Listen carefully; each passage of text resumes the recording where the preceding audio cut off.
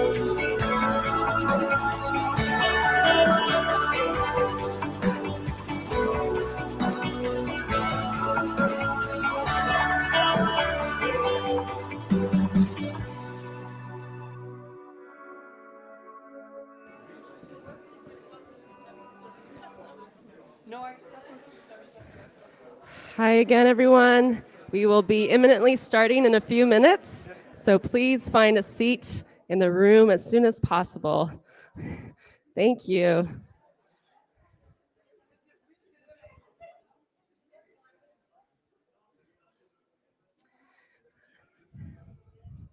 We will be starting soon.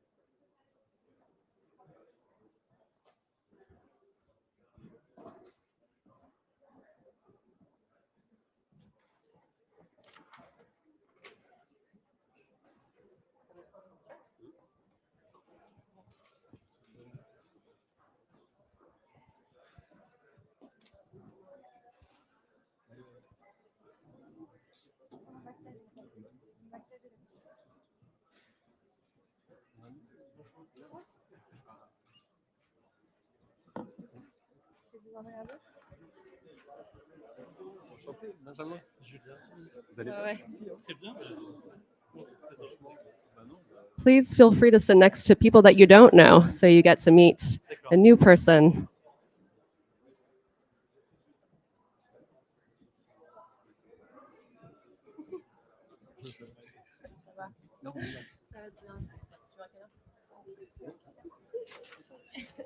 Je peux pas faire plus avec moi.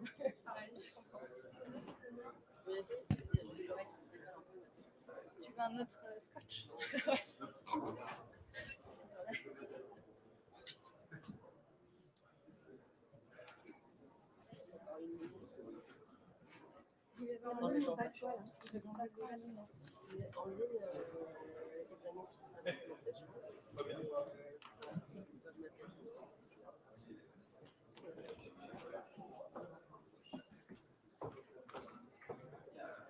Après.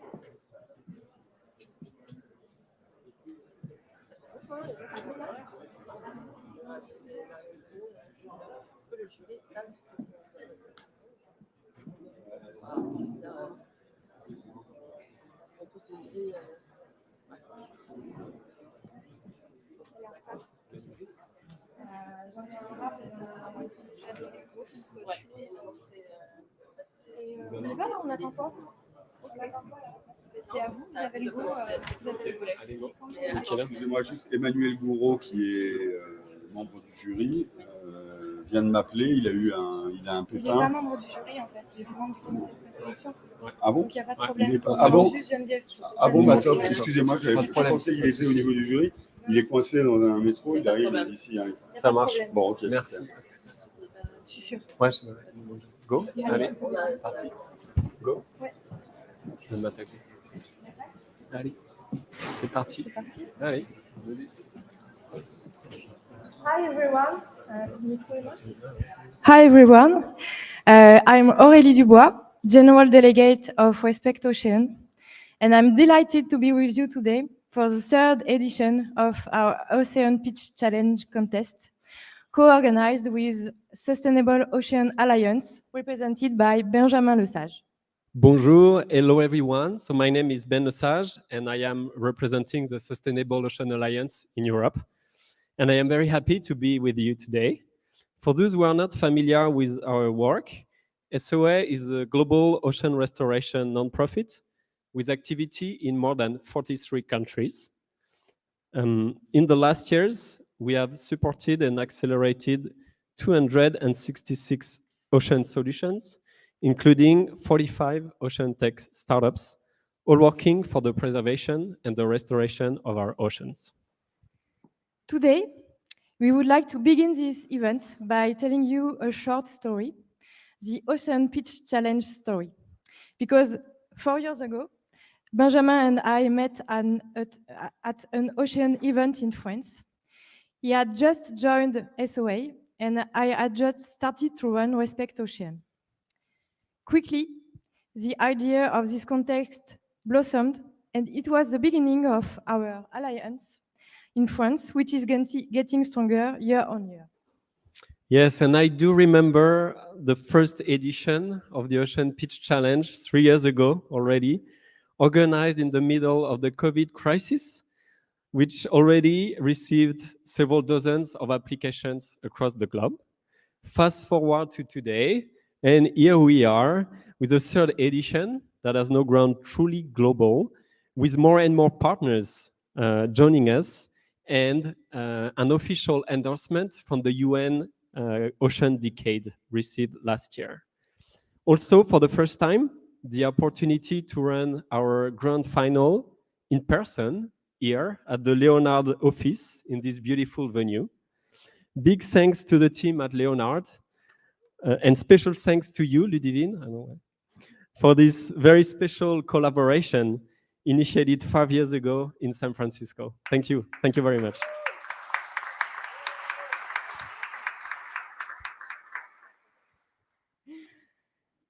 Application submissions have also increased each year. In 2023, we received 136 applications from all corners of the globe. And we are very pleased to see the emergence of all these sustainable solutions for the oceans all around the world. For those who don't know Respect Ocean yet, all our team members are here today. And we will be happy to answer any question you may have after the final.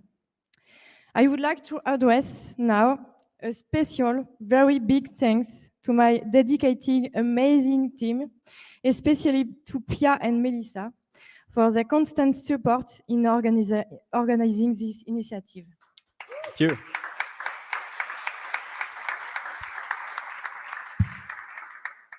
Thank you. And finally, an ocean of thanks to all our partners of this third edition for their support and for their help in spreading our contest across the globe and for the prizes opportunity for the winners tonight. I also want to say, yes, thank you. Yeah, we can applaud them. Thank you. They are in the room tonight.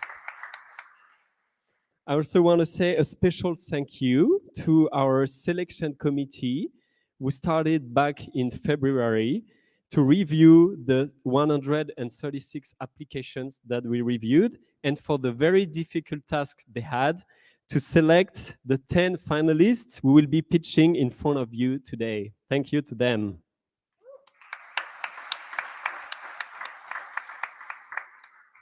Also, our sincere thanks to our international mentors who coached the finalists for the past 6 weeks. A big thanks to our jury members for being with us today. Thank you. And finally, this year, this event will be moderated by my amazing colleague Jessica, based in Paris and in charge of our mentorship program and community. She will tell you more about the agenda of our event today in a few seconds. And yeah, before that, we want to wish you a very good event. Good luck to all the finalists and see you at the end of our event for the cocktail party, for those of you who are with us tonight. And I now let the floor to Julien Villalongue at Leonard and with our special host tonight. Thank you again, Julien. The floor is yours.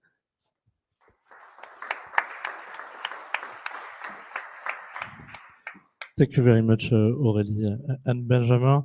And ladies and gentlemen, welcome to Leonard, this open platform for foresight and innovation within Vinci Group.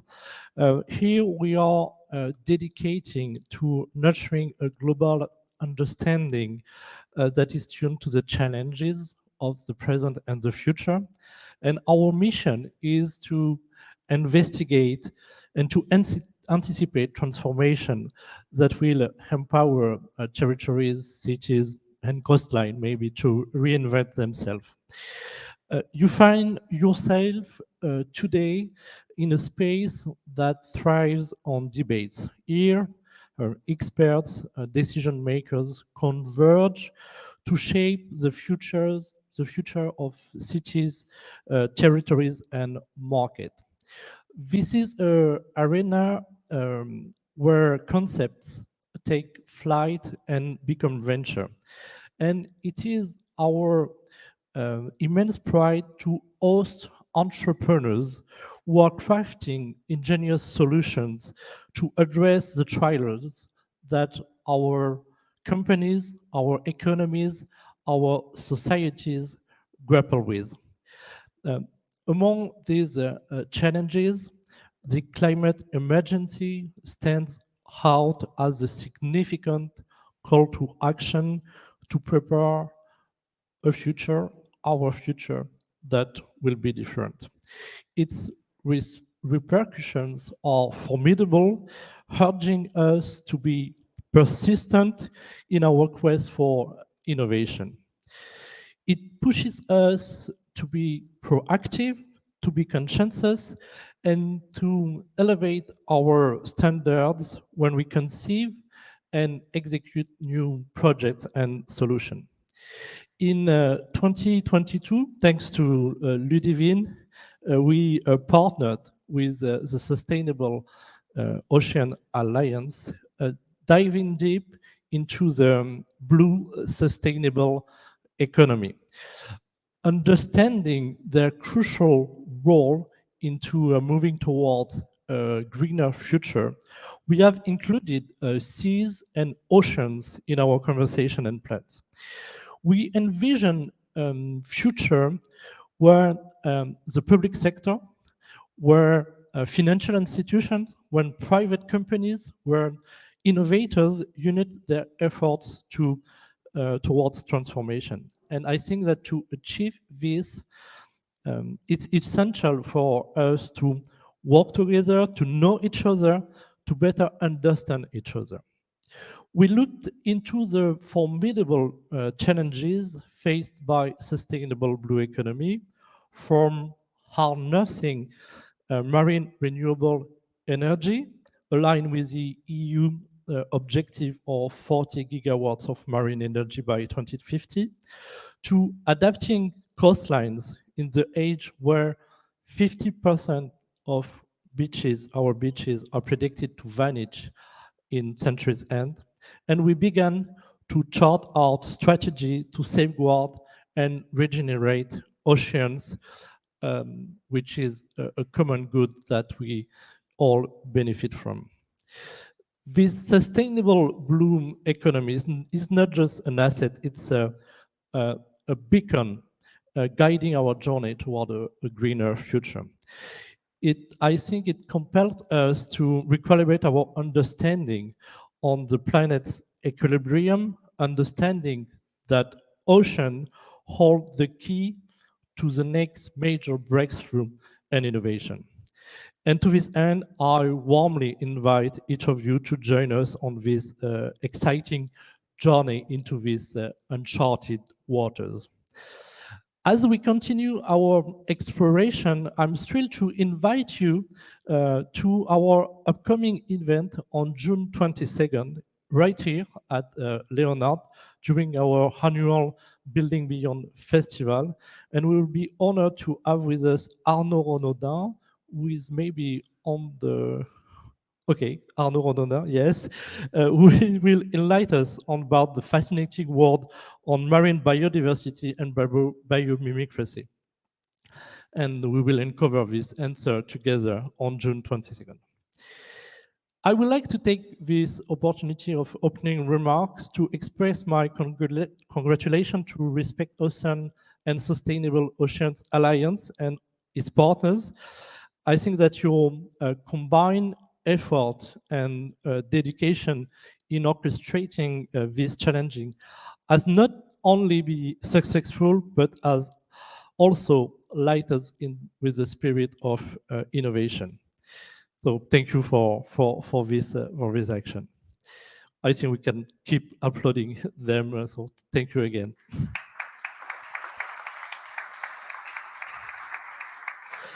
And to all the startups that participated in this challenge, I extend my warmest applause.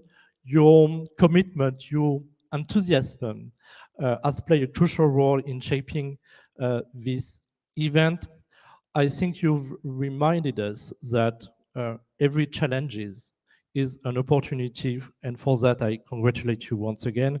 Continue to strive, continue to inspire, and I think that our journey has just begun that. So we can applaud again all of the startups that participated in this challenge.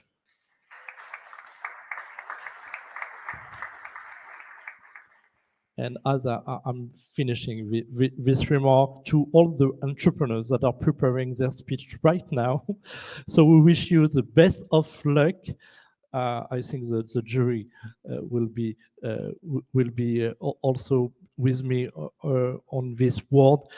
May your idea echo across this room and beyond, as we are live on the social networks, sparking the change, and we eagerly anticipate, and I hope that together we can shape a future that we can be proud of. Thank you very much.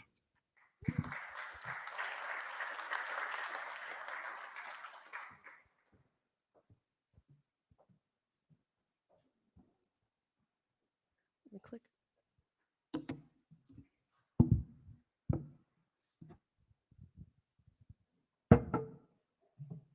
Hello, everyone. Looks like someone might have taken my notes with them. Nice start of the event. Julien or Ben, did anyone take my pretty notes? There's one page. Julien? Okay, well, maybe this is a sign of the universe that I'm supposed to skip my cheesy intro and just improvise. I did used to do improv, but I stopped for a reason. So Great, thank you. So, bonsoir à toutes et à tous. Hello, everyone. Welcome to the grand finale of the third edition of the Ocean Pitch Challenge, the ocean event of the year, you might say. My name is Jessica Newfield, and I'll be your host tonight.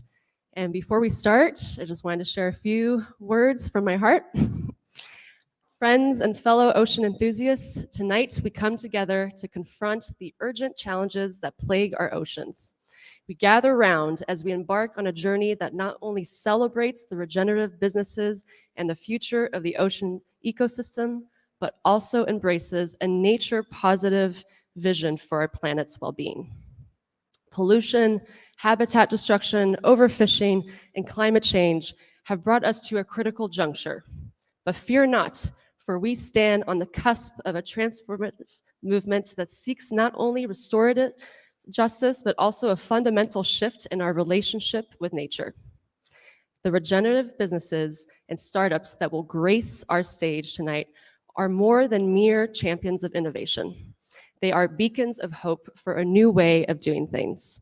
They understand that the status quo is unsustainable, that endless growth is an illusion. They challenge the prevailing paradigm and dare to envision a future where prosperity is not measured solely by economic expansion, but by the health and vitality of our planet. These courageous trailblazers recognize that our oceans are not limitless commodities to be exploited, but intricate ecosystems that require our tender care. This transformative journey does not rest solely in the hands of these visionaries that you will see tonight. It rests in each and one of us. By being here today, by supporting regenerative businesses and startups, by investing our time, our resources, our passion, we become active participants in this shared pursuit. Together, we can rewrite the narrative of progress, redefine it as a path that nurtures both our societies and the delicate balance of our oceans. So let's embark on this journey. Let us celebrate these regenerative businesses and the future of the ocean innovation ecosystem. Thank you. That was that was my self-selected TED Talk. So what we have in store for you tonight, I'll give you a quick overview of the jury and the finalists. We'll hear the amazing teams pitch, followed by conversations with our 22 winner Marion Padiolo and skipper Romain Pillard from Use It Again. Finally, we'll hear a few words from our sponsor Sogena, then have the awards ceremony. 3 top prizes are up for grabs for the 10 finalists, in addition to 3 special awards that highlight preservation in marine biodiversity, bio-inspired solutions, and early-stage solutions. So, all of you as audience members have a really important role here tonight. So no zoning off or daydreaming about how you forgot to eat before this event and now you're hangry and you can't wait for the cocktail party. No, I want you to pay special attention to all the pitches because you get to vote for your favorite startup. So please scan this QR code and stay ready for voting at the end of all the pitches. You can scan this right now. I see you taking out your phones. Feel free to scan it. There will also be another reminder after. Great. Thank you. And if you haven't gotten it, don't worry. I'll remind you another 2 times.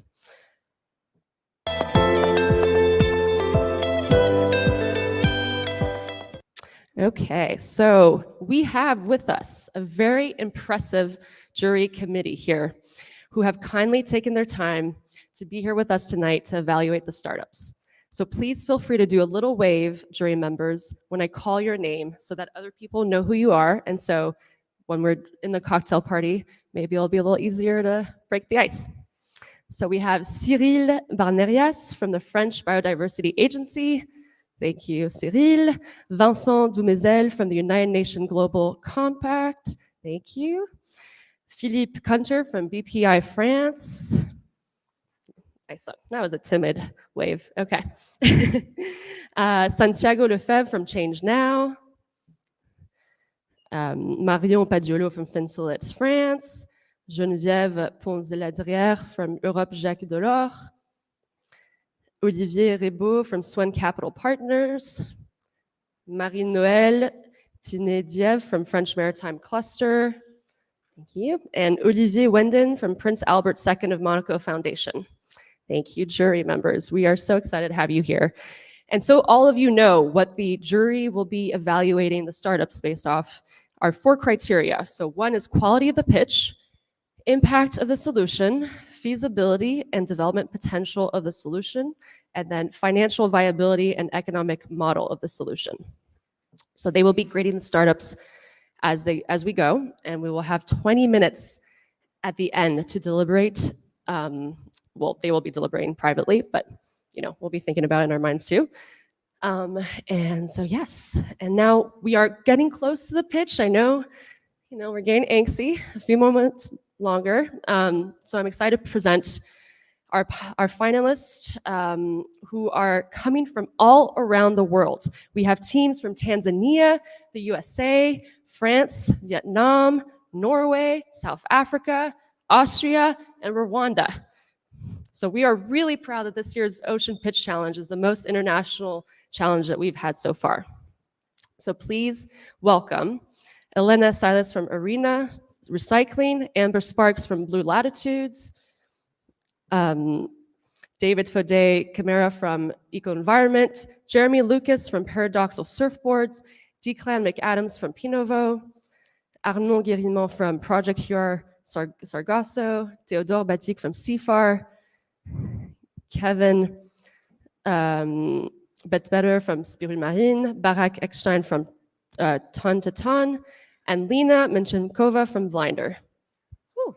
Woo! Yes, please. Great. Okay, so here's that second reminder about the voting. So if you haven't scanned the QR code, this is the time to do it. And before we start, I want to share a little tradition that we do at Sustainable Ocean Alliance to support and encourage our young ocean leaders. So since we are in a hybrid space, you will be seeing people pitch on the screen, but they can also see you. And so maybe instead of clapping, you could still clap if you want to, but if you're tired of clapping, you could try what we call the kelp wave, which is basically this. Or, you can find your version of what kelp looks like, but in my mind, it's like, a more graceful movement than what I'm doing right now. But yes, that. So highly appreciate you supporting our ventures, and we will be getting started. All right. So if everyone will please start their kelp wave for our first startup of the evening, Barak from Ton to Ton.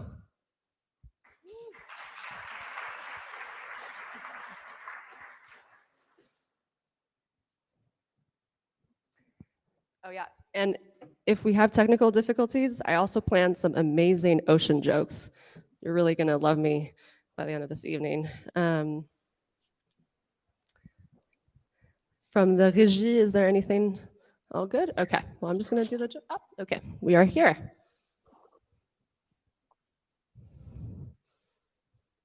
Hello, everyone. So can we start?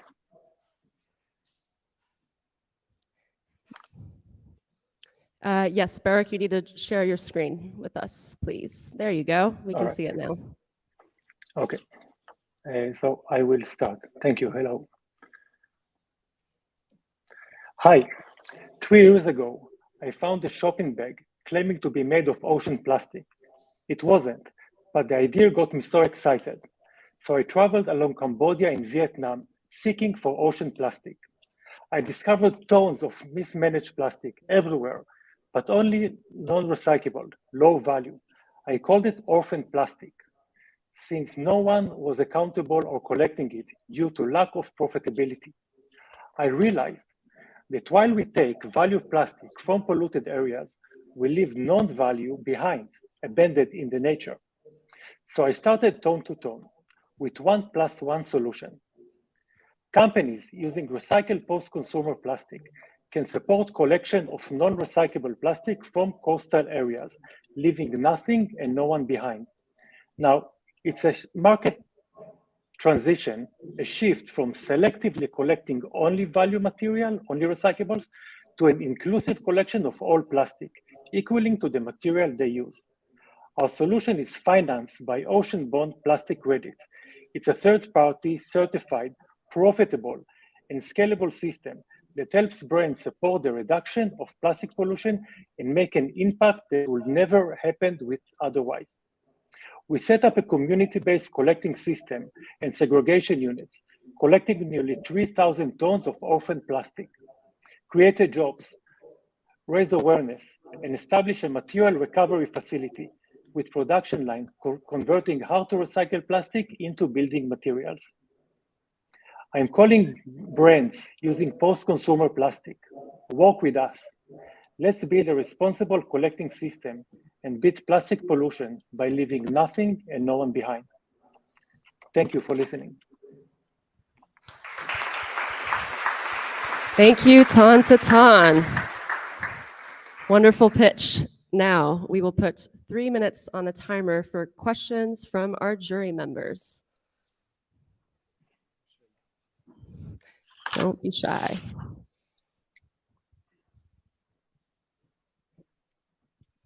Hi, thank you very much for the pitch. My question is just to understand better what you are doing with the plastic which is recovered. Yeah, so basically we collect everything, leaving nothing behind. So when it's coming to our material recovery facility, we have 3 routes. If it's recyclable material like plastic bottles or other polymers that we can sell in the market, it will go to recyclers as ocean-bound plastic certified. If it's non-recyclable in good condition, we will process it in-house into plastic boards and building materials, take it back into the community. And if it's in very low grade, like very, very bad and polluted, we will send it to cement factories using it as alternative energy to coal in a co-processing system. So there is a solution for every type of material. Okay. Any other questions? Okay. Yes, thank you for your pitch. Could you give us more details on your business model? So what are your costs and what are your revenues? Yeah, so basically the business model based on mainly on plastic credits sales. So 1 credit equals 1 ton. Company can buy plastic credit based on the amount of plastic that she decide to support, if it's connected to the production or just the impact that you want to generate. 1 plastic credit have a certain price, and then we have the price that cost us to collect and process the material, and then generate the plastic credit. The gap between us, this is our profit. Last year we did about $1.3 million in profit. I would not share exactly the revenue, the profit margin, but I can tell you that in this material recovery facility, we invest around $400,000 in machinery, 4 trucks and more. And it's all coming from the profits of plastic credits. Great. We have time for 1 quick question.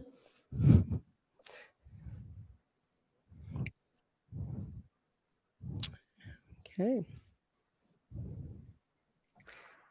You've left them speechless. Okay, well, in that case, let's give it up for Ton to Ton. Thank you very much, Barak. Thank you very much. Great.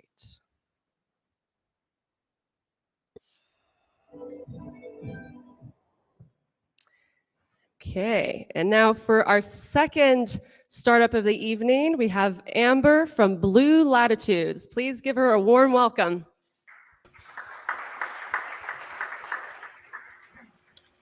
Wonderful. Can everybody see this okay? Yes. Okay, great. I'm excited to introduce you to Blue Latitudes, where we are redefining decommissioning through rigs to reefs. There are over 12,000 offshore oil and gas platforms found throughout the world's ocean, and many of these will be completely removed through decommissioning. Over time, many of these structures have developed into thriving reef ecosystems, And our mission at Blue Latitude is to save these ecosystems through rigs to reefs. Rigs to reefs is an alternative to complete removal, where a portion of the platform is preserved in order to maintain habitat that can support more than 14,000 fish, results in a 40 to 50% reduction in greenhouse gas emissions versus complete removal, and provides a benefit to both the environment and the operator through a 50% cost savings that is split between a conservation fund and the operating company. From California to Malaysia, we are working with various groups on over 30 rigs to reef projects for the benefit of the environment and the local industries and communities. My name is Amy Everett, and I'm the marine scientist for Blue Latitudes. Blue Latitudes is a marine environmental consulting firm that specializes in finding silver linings in our oceans at the intersection of industry and the environment, providing unbiased and objective science to our clients. We conduct assessments and data-driven scenario planning using our research-based insights, technical tools, and industry expertise to assess the viability of reefing a platform on a case-by-case basis. To do this, Blue Latitudes developed a spatial planning tool that allows both operators and regulators to predict the suitability of a particular platform structure as a reef habitat relative to the other habitats in that region, identifying the best candidates for rigs to reefs. We are seeking grant funding to take our spatial planning tool from prototype in the Gulf of Mexico to product and expand it into new regions like California and the East Coast of the United States so that together we can build a more sustainable future with rigs to reefs. Thank you, Amber. Blue Latitudes.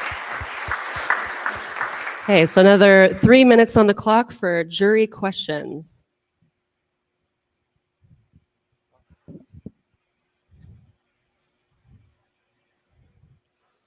All questions are welcome. I can go again. Yeah. Thank you very much for your pitch. And my question is to understand who are your clients really concretely? We work with offshore energy operators as well as governments and regulatory agencies as our primary clients.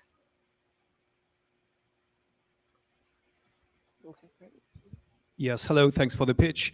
Talking about the private clients, how do you keep the impartial approach of the impact? Because if you have a client willing to drill or establish a platform, how can you be sure that your conclusions will remain neutral and be sure that we have a safe impact on the environment? We conduct unbiased assessments based on the data. So not every platform is a great reefing candidate. And so we go through a set of criteria looking at the ecology of the platform, the location of the platform, things like water depth. And one of our biggest considerations is other ocean users. So looking at space use conflict. And so all of these together provide a pretty good understanding of how that platform performs as a reef. And so not every platform is a great reefing candidate, and we will select those based off the criteria. Great. Any more questions? Yeah, thank you very much. I was wondering, how do you manage the relationship with fishermen and fisheries? And also, if I may, second question, do you have feedback like on the long-term viability of letting some of these installations in the wild? Yes, we have great relationships with a lot of the fisheries organizations. We reach out to them, we partner with them.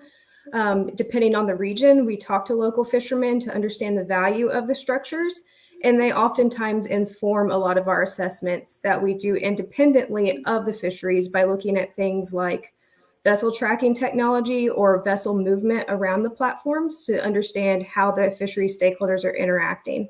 So we do maintain relationships with those organizations.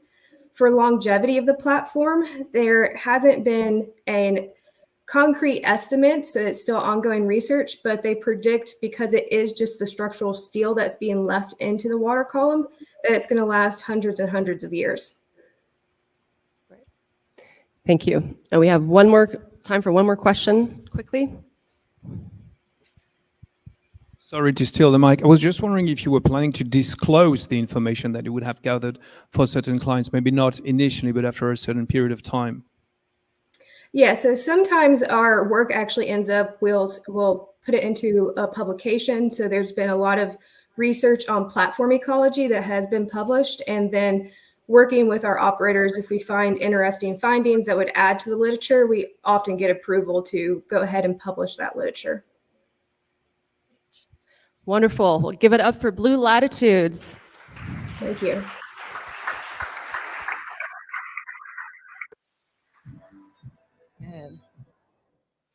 And so now, our third startup of the evening, Arnaud from Project QR Sargasso. Arnaud, you have the floor.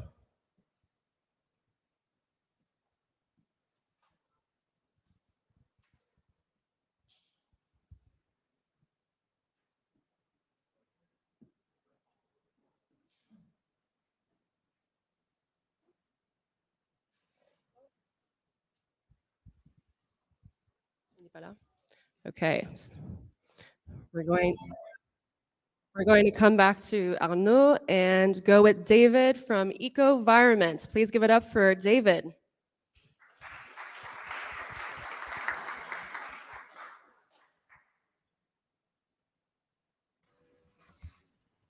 Hello, can you hear me? Yes, we can hear you. Hi, David. All right, give me a sec. All right, thank you very much. So imagine yourself on a Saturday afternoon, you're going out on a beach, you want to go out on a beach with your family. Then you get to meet this at the beach. Plastic litter in the beach everywhere. You could imagine how disgusting that could be, right? So this is the current reality. As currently we have over 14 million metric tons of plastic waste make it into our ocean every year. And if this trend continues, by 2050, we're gonna have over more plastic in the oceans than fish. At Eco-Vironment, the ocean sustainability startup, we're looking forward to changing this. Our solution is recycling plastic waste into affordable paving tiles, construction bricks, and flower pots. And this is done by collecting this ocean plastic, bringing them over to our recycling site. We sort them, we shred them as well, we mix them with just sand. Then afterwards, we mold them according to customers' preference. And since our establishment in 2020, I'm proud to let you know that we've recycled over 460 tons of ocean plastic while creating over 60 blue jobs for underprivileged youth and women. And our project has a capacity of recycling over 1 million tons of plastic waste by 2030. And this is the team which has been behind the project over the last 3 years. And our team boasts a 20 years experience in ocean sustainability, development, and waste management. So ladies and gentlemen, we are inviting you to join us in this mission in delivering clean, affordable, and reliable ocean bricks and PV tiles for communities and family. Thank you very much. Thank you. Thank you, David. Thank you, Eco-Environment. So now we'll be putting 3 minutes on the clock for jury questions.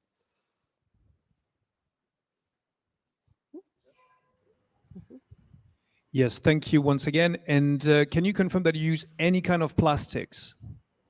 Yeah, we use every kind of plastic, but each plastic has difference because we convert the plastic into bricks and tile. So the higher the density of the plastic, the type of bricks we're going to use. So high density plastic, basically we use them for constructing the bricks, whereas low density plastic, we use them constructing tiles.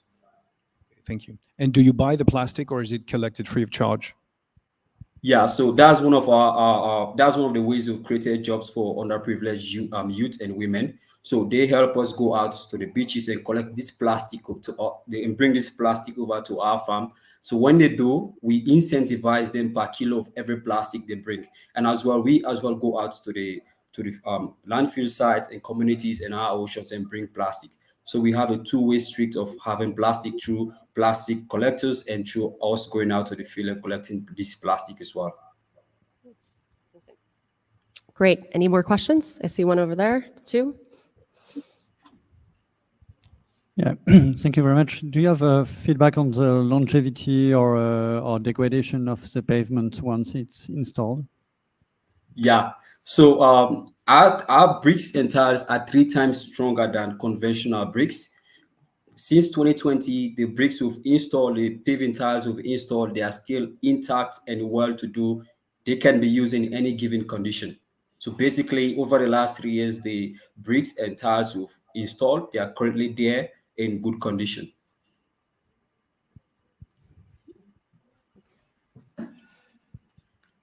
Thank you. How much sand do you need to blend your collected plastic? What is the proportion of sand and plastic? Yeah, thank you very much. So the proportion basically, each 1 head pan of sand is equivalent to 10 kilo of plastic. So each head pan of sand equivalent to 10 plastic, and that will definitely give us around 3 to 4 bricks, depending on the size we are constructing. If we are doing 3 small bricks, that definitely gives us around 4 bricks of this measurement sand. But if we're doing big, the medium size and big bricks, and that will give us 2 to 3 brick size. Great. We have time for another question. Yeah. Okay. Yes, thank you. And what are your sources of revenues?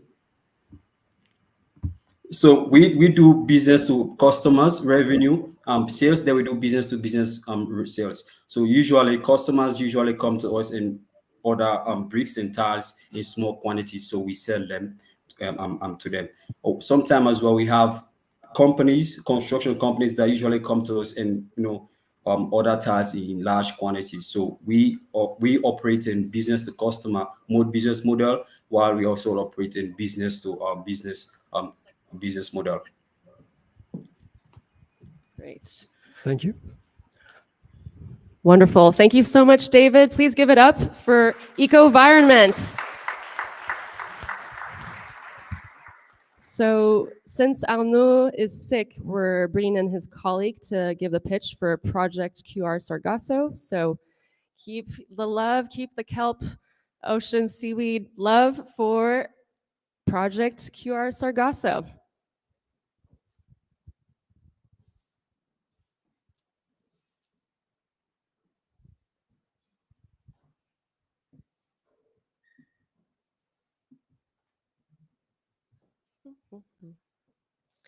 Okay, now I'm going to get a chance to do my mom joke.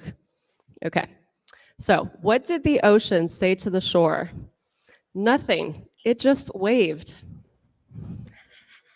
Great. Okay, great. We're ready. You have the floor. All right. Thank you. Thank you, everyone.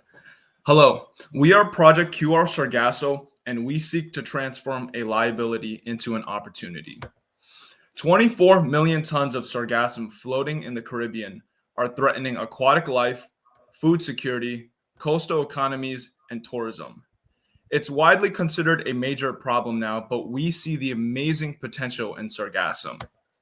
Our exclusive bioengineering process transforms sargassum into agricultural fertilizer, coral fertilizer, and hydrogen.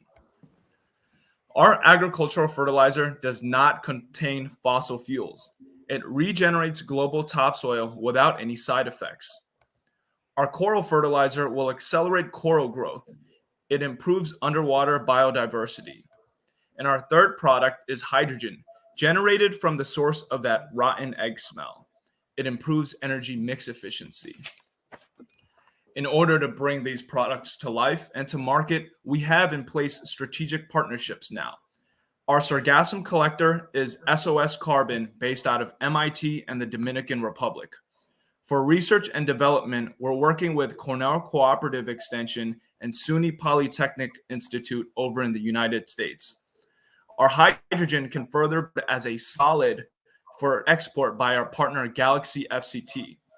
Finally, we'll be able to sell these products worldwide through the online marketplace with our French partner Next B2B Metaverse. So at Project QR Sargasso, we are solutionists. Seeing the opportunity in the sargassum problem, we will implement a product process that not only supports soil health, but also addresses world hunger and energy shortages.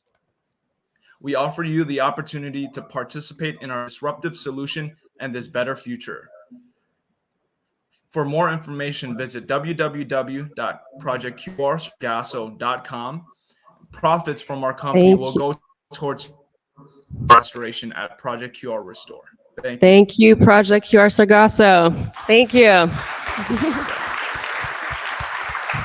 Thanks. Good to see you.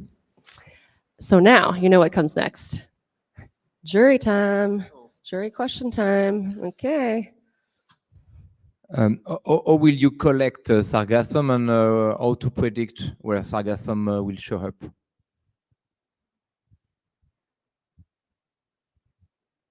Oops.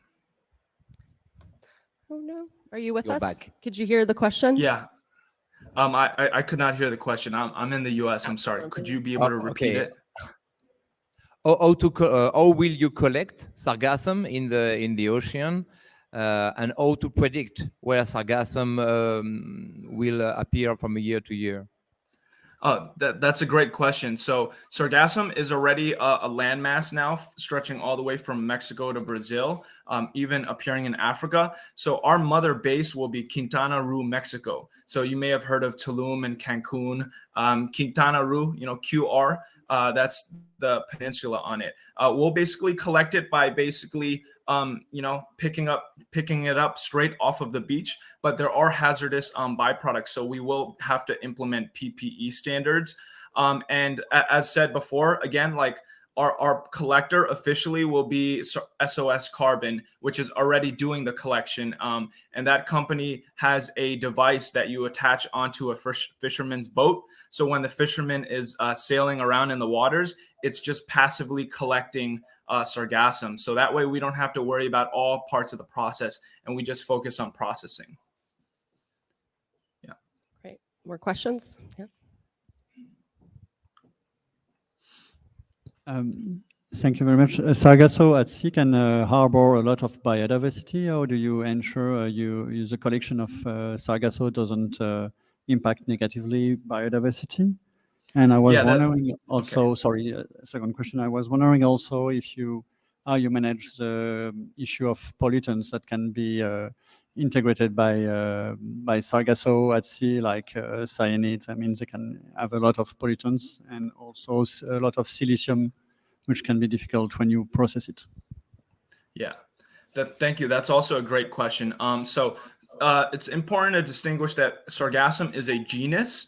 And within sargassum, there are around 150 species of sargassums in the Caribbean. So what we're going to be working with is the decomposing portion that washes up on the beaches already, sargassum natans and sargassum fluitans. So, in moderate doses, yes, turtles do use sargassum to live in, but what we're dealing with is just sustainably harvesting what washes up from Mother Nature already.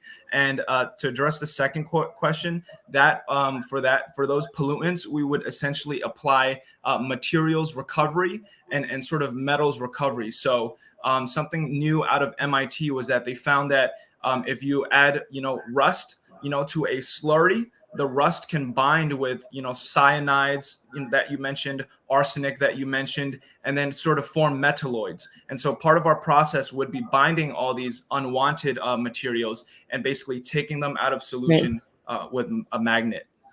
Thank you, Project QR Sargasso. We're at time for the questions. Please give it up for the team.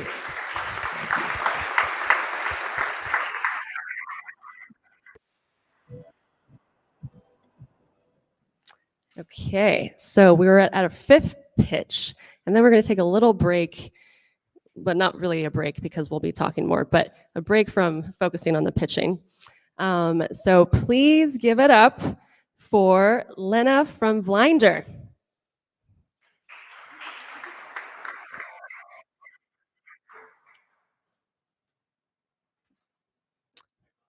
Lena, we can't hear you.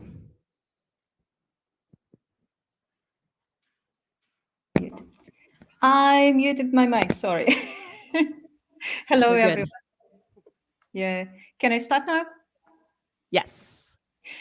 Hello, I'm Lena Michenkova, founder of Grande, a climate tech company from Austria. When discussing impact investing, things like net zero, ESG reporting, IRR are often in the center of the conversation. And I want to focus on the planet, nature, and people. And this is why I'm growing mangroves at Grande. We plant trees, secure early funding for reforestation, and certify mangrove projects to receive carbon credits. Why people choose us? Because we are on the ground. All the photos you see here are from our projects. And we are pioneers. In 2017, we raised funding for the first mangrove project, carbon project. And today we bring mangrove restoration to the 21st century with modern technologies and finance, drones, AI, electronic DNA, new financial instruments. Mangroves are amazing. They protect the ocean and stimulate biodiversity. They sequester much more CO2 than any other type of forest. And mangrove projects create jobs and additional sources of income for vulnerable communities. We share over 40% of our carbon revenue with them for 30 years because it's fair and because this is how such a project becomes sustainable. And today I'm looking for those ready to fund mangrove restoration. These are our current projects and what your participation will bring. And I must be honest here, this investment is not for everyone. High-risk countries, a long-term commitment, but a growing market with immense benefits for the planet and the people. And Grande is a partner on your side focused on quality and impact. Educating communities about mangroves and carbon credits, our project leader in Kenya, Isabel Masinda, once said, money doesn't grow on the trees, money grows inside the trees. Help us grow money for communities in Africa and Asia. Thank you. Thank you, Blinder. And now for 3 minutes of questions from our jury members.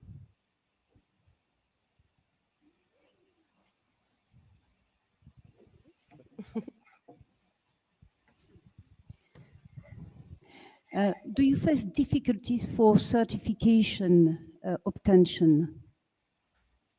Do I get the question correctly, whether we certify our projects for a voluntary carbon market? Yeah, how? Yes, it has to be considered as blue carbon.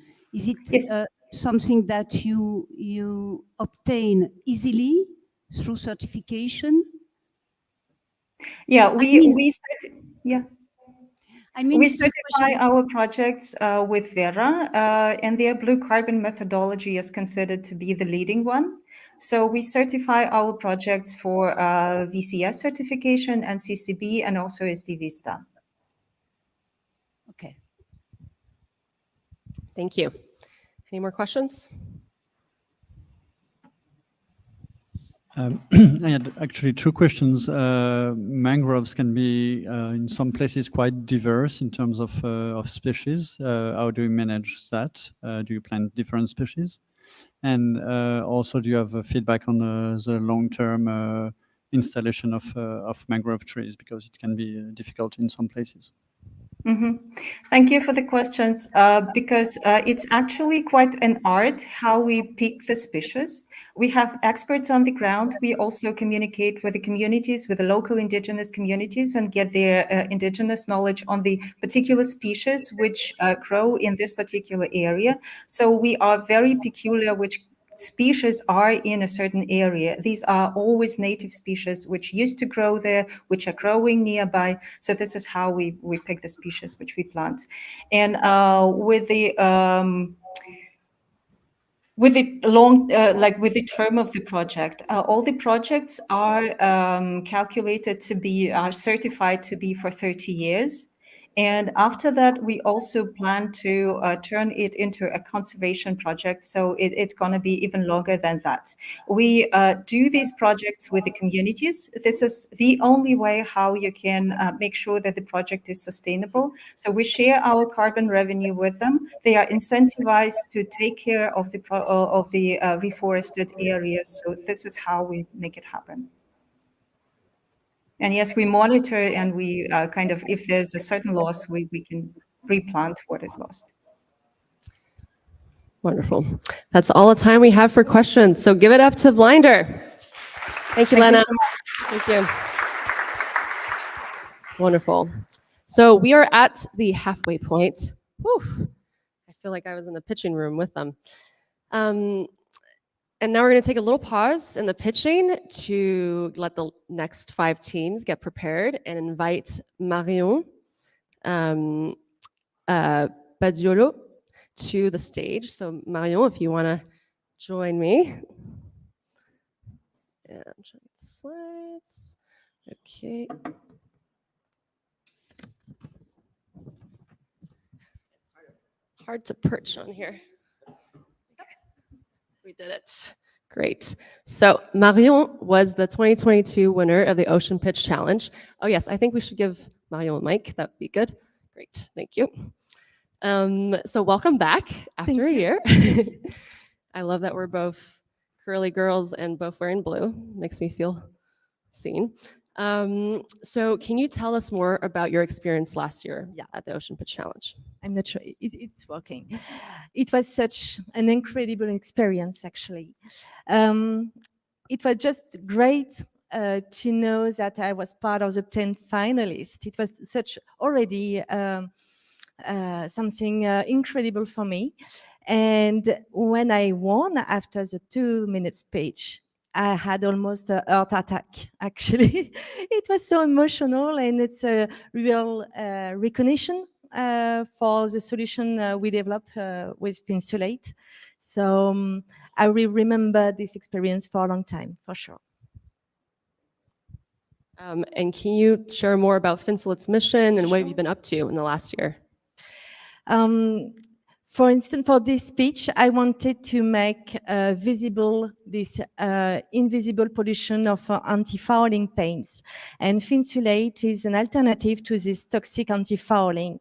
And toxic paints are the third the biggest pollution of microplastic in the ocean, and nobody knows that.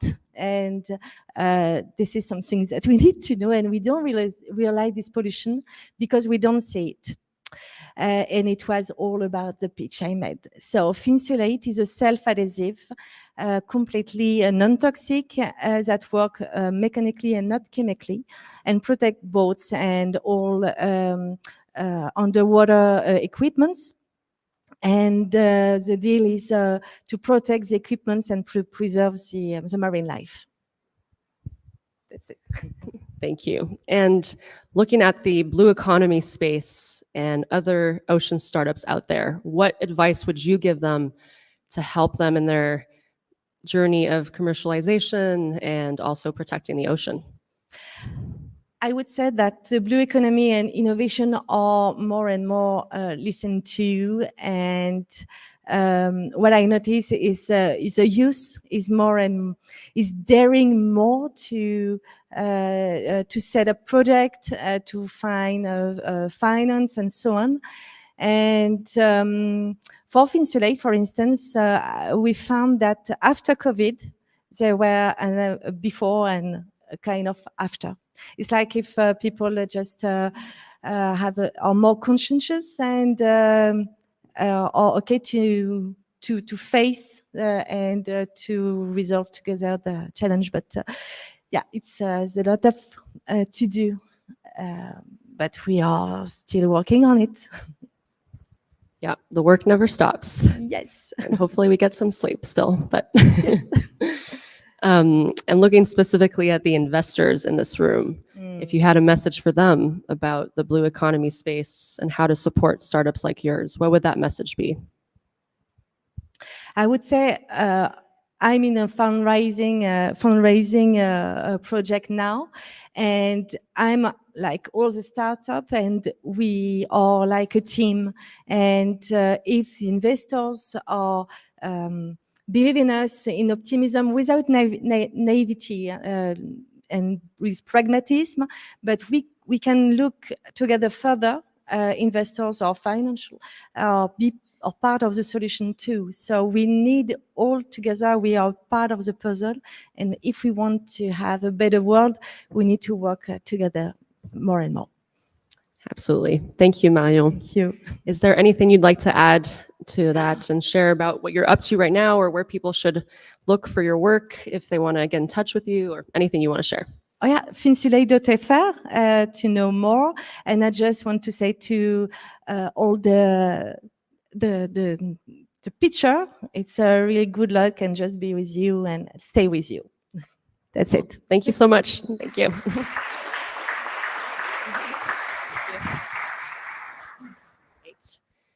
Thank you, Marion. I'm so glad you could join us today, both as a speaker and as a jury member. It's really exciting to see that the adventure never stops. So even if you don't end up being a winner, but in your case you were, but you know, the community is growing. And now we're going to head back into the pitches.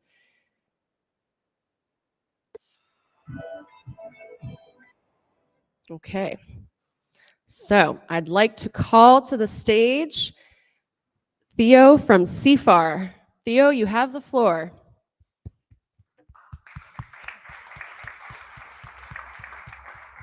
Cool. Hi, everyone. Greetings from Cape Town, South Africa.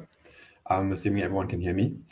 So today we're going to take a quick dive into CFAR's solution to the problem of IUU fishing.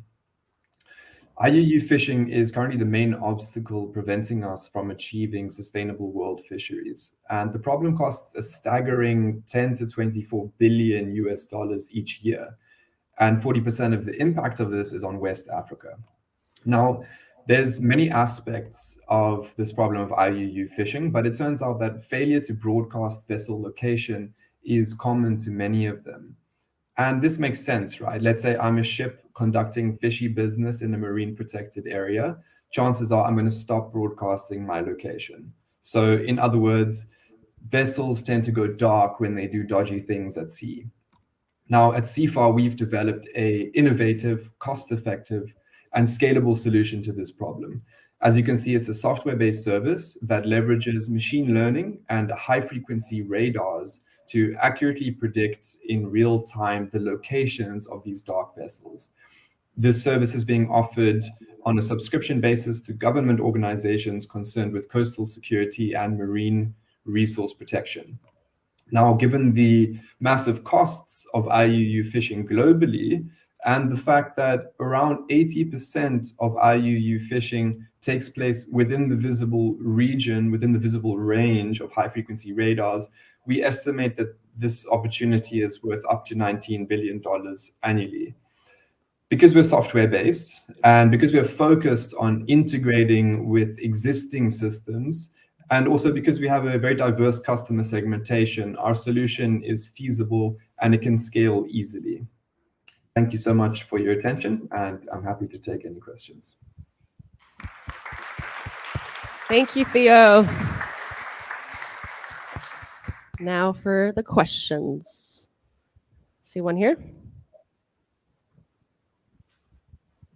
Hi, thank you very much for your pitch. I was wondering who is ready to pay for the solution? Who's ready to pay for the solution? So I think there's a number of government organizations that have recognized the severe issue of this. Here in South Africa, we have 6 stations in operation. In Europe, there's already 60. So it is a plug and play solution. Because it's software based, it's a low capital capex barrier to entry.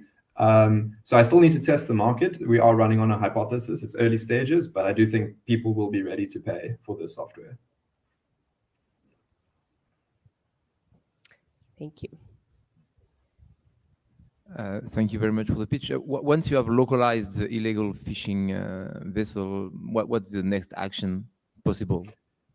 Right, so that's a very important question. At the moment, what we're working with is a sort of suspicious activity or illegal activity alert system. So we will notify the authorities, and then there can be targeted patrol responses. So say, for example, there's been a vessel, it's in a marine protected area, it's disconnected from AIS, it's been there for an hour. We can say, okay, do you want to send out patrols?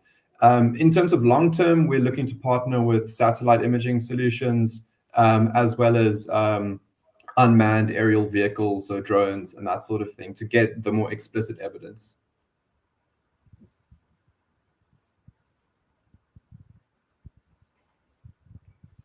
Yes, thank you for your pitch. what's the cost of the data you need for your systems, and how reliable is your solution?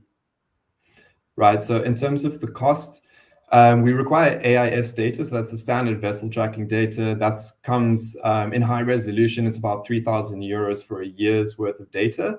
In terms of the high frequency data, that really depends on what sort of strategic partnerships we're able to come at. There's a company, actually a French company called Actimar, and there's a few others that are operating these stations. So if we can form an alliance, it'll be a lot easier and that'll bring down the costs, but it's relatively low compared to our main cost, which is paying out salaries to our developers.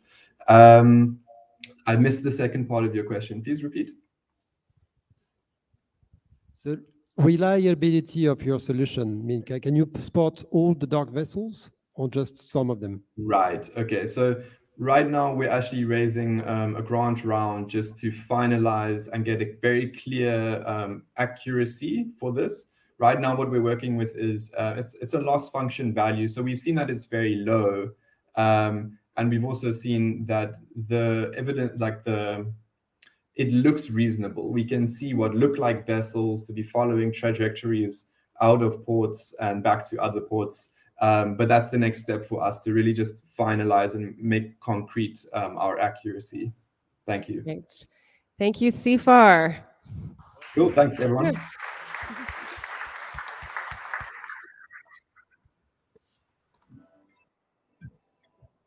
So we're going to jump in to our 7th pitch of the evening with Jérémy from Paradoxal Surfboards. Give it up for Paradoxal Surfboards.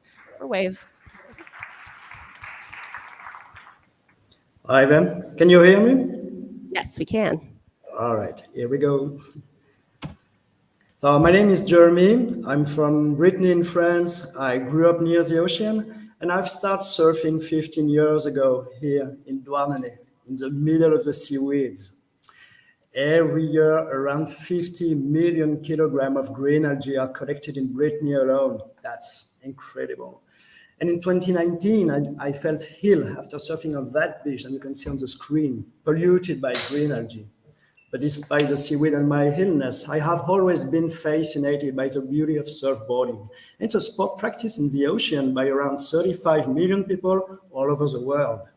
But surfing is also scandalized by a major paradox. You see, surfers are concerned about the health of the ocean, but they are using only products made from petroleum. Boards, wetsuits, gloves, boots, hoods, leash, pads, everything is petroleum-based in the surf industry. And this contradiction has inspired me to create the Paradoxal Surfboard project. The big idea, by using the algae waste found in Brittany, I can remove petroleum from the heart of surfboard and make surfboard with only green algae.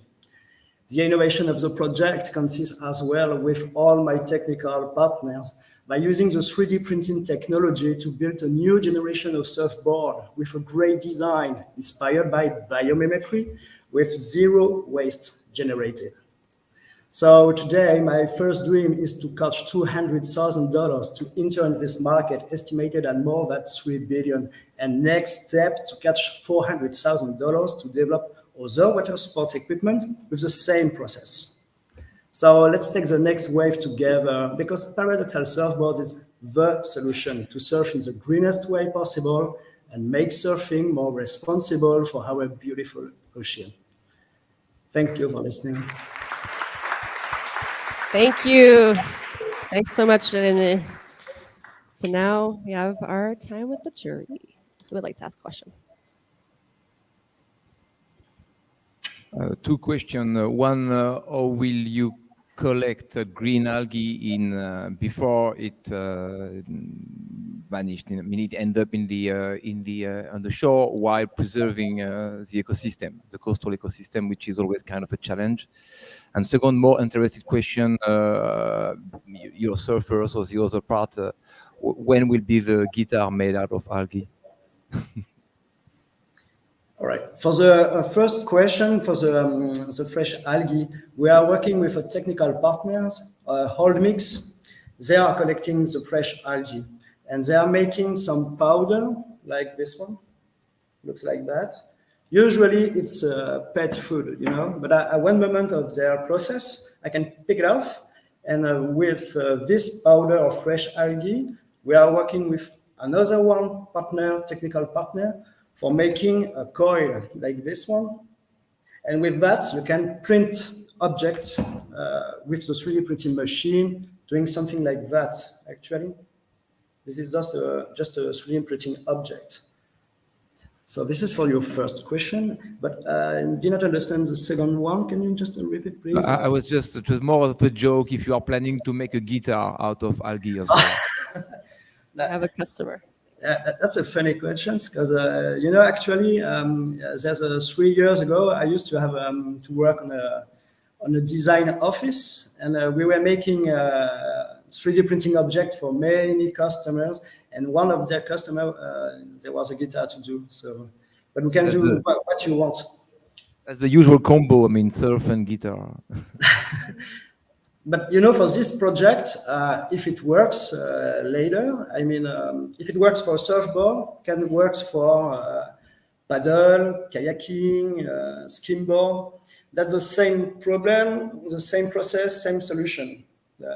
For me, that's the future of this kind of sports. So, yeah, you can do what you want with 3D printing technology, I reckon.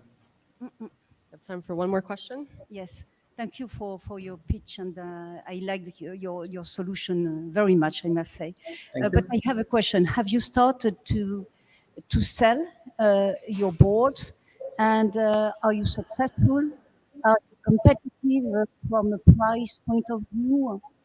All of these questions, because if I saw one board like that, certainly I would be interested. But then, have you started to sell them on the market?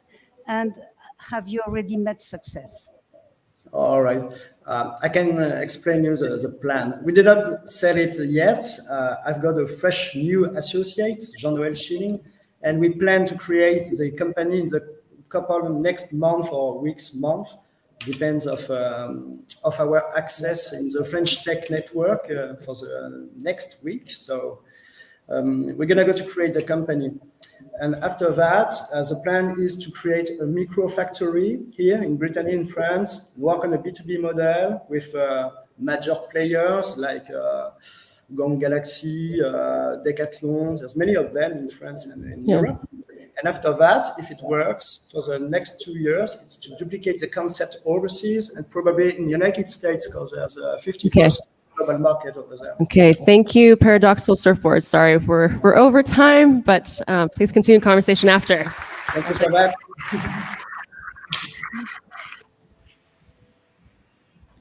Okay, so give it up next for Declan from Pinovo. Hello. What most people don't realize is that paint is plastic. Yes, about 50% of paint is made of plastic, and paint is the biggest source of microplastic pollution in the ocean. Declan, you have to share your screen. Sorry to interrupt. We can start over if you want. I was told it was sharing. Okay.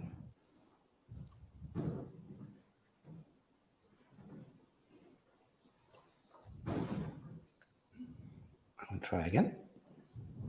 Is it time for an ocean joke? I've been told in my ear that I should make a joke, which is really nice. That's simple. Okay, cool. Never mind. Go for it. Okay. Hello. What most people don't realize is that paint is plastic. Yes, about 50% of paint is made of plastic, and paint is the biggest source of microplastic pollution in the ocean. And when painted steel objects in the industrial and marine worlds are blasted before repainting, the paint residuals are crushed into microplastics, and a lot of them end up in the environment, and most often the ocean. Microplastics are everywhere. We're eating them, drinking them. They're raining down on us. They've been found in our blood and in mother's milk. Pinovo has developed and patented vacuum blasting technology for surface maintenance that stops all the paint microplastic emissions entering the ocean. Our solution is cleaner, safer, less expensive for spot blasting than the traditional forms of surface maintenance. And the market is absolutely enormous. The painted steel objects that you can see here are, for the most part, maintained with the traditional dirty, pollutive surface maintenance methods. We have a highly experienced team with real depth of industrial knowledge and supported by a board with financial, entrepreneurial, and industrial skills and experience. And our project has been largely de-risked. The products are tried and tested and proven in the marketplace. We broke even last year and are budgeted to be EBITDA positive this year. There are regulatory tailwinds that will drive and accelerate the current industrial adoption, and we will shortly be raising growth capital to expand our machine park and strengthen our operations and commercial teams. Clean vacuum blasting will become a new industry standard, and Pinovo, as the leading sustainable solution in the marketplace, is positioned to grow significantly as both industry and regulators push for sustainable solutions. So why don't you join us in that journey by participating in our capital raise and be part of our mission to stop ocean paint microplastic emissions for a cleaner, healthier ocean. Thank you. Wonderful. Thank you so much, Declan. You did great. Now, for jury questions. I'd like to invite anyone who hasn't asked a question yet to give yourself permission.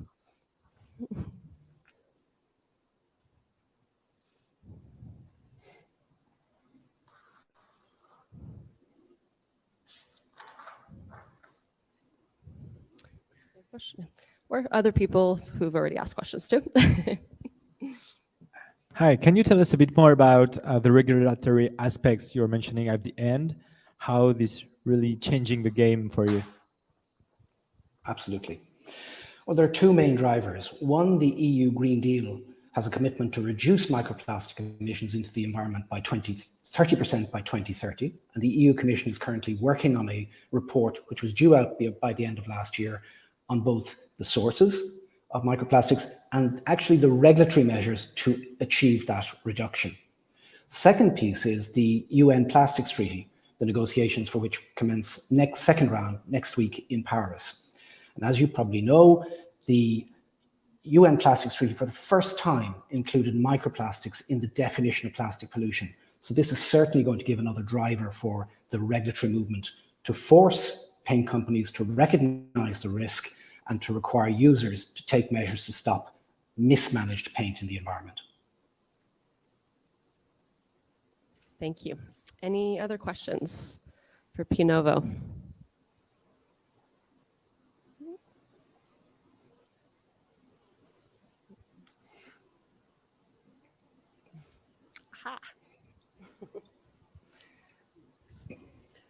Yes, thank you for your pitch. What do you do with the paint dust that you collected? At the moment, what we're doing is safely disposing of them as opposed to allowing them to be dumped in the environment. But what we're doing is we're entered into discussions with Jotun, the large Norwegian paint company, to find ways of turning this waste into value. Because paint is unusual. It's not just your classic plastic. There are also chemicals in paint where you've got to be very careful that you don't just recycle them willy-nilly. We have to understand what's in them, what can be used in terms of other lives for those paint residuals. The other piece is the grit that's used for blasting can be resent to the grit factories to be resharpened and reused in another life as well. Great. Well, if there are no other questions, I think we can give our best kelp wave or applaud to Declan from Pinovo. Thank you.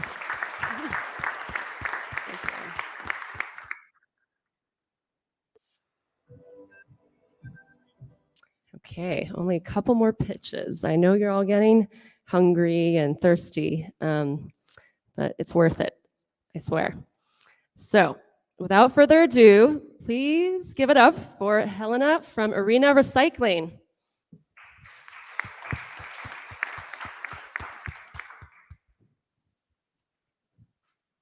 Thank you so much. Can all of you see my screen? Yes, we can see it. Okay, thank you so much. I've seen some competitors for my business in previous presentation, but I guess, yeah, I get it. I will start by asking you a question. how many of you here like go to the beach? Can you raise up your hands? Helena, we're having some issues hearing you. How do Do you you mind? feel when you find the beach like this? Feel about, Helena, isn't can it? you hear me? To me, it's even more devastating and heartbreaking. My name is Elena Silas from Tanzania, and I'm the founder of Arena Recycling. At Arena Recycling, we are helping people to access affordable, eco-friendly building material made from ocean plastic waste for construction activity. What do? We organize beach cleanup for the collection of plastic waste, and we use this ocean plastic as a key resource material to manufacture the eco brick.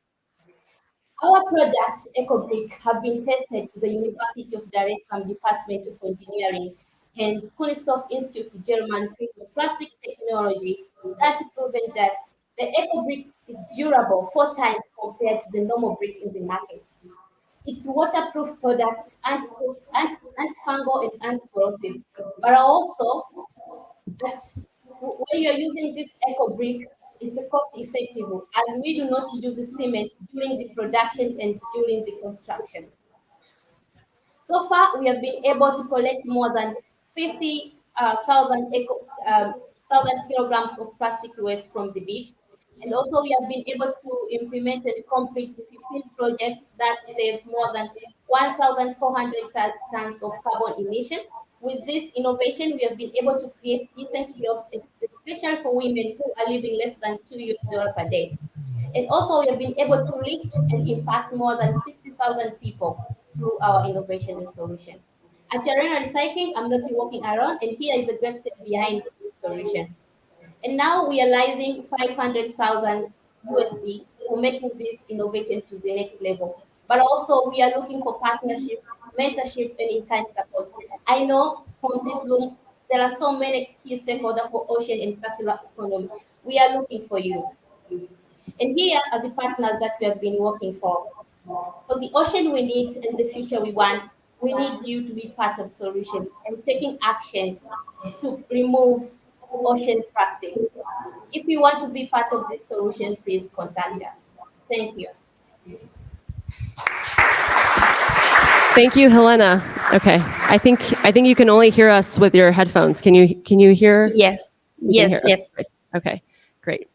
If you want to put up your slides again during the questions, because I think we didn't get to see all of them, and just make sure that we're going through it so we can, in case the jury have questions about different components of your business. Great. So feel free to keep sharing your screen, and then go through the slides. Yeah, in the background. Okay, great. So jury members, do you have any questions for Helena?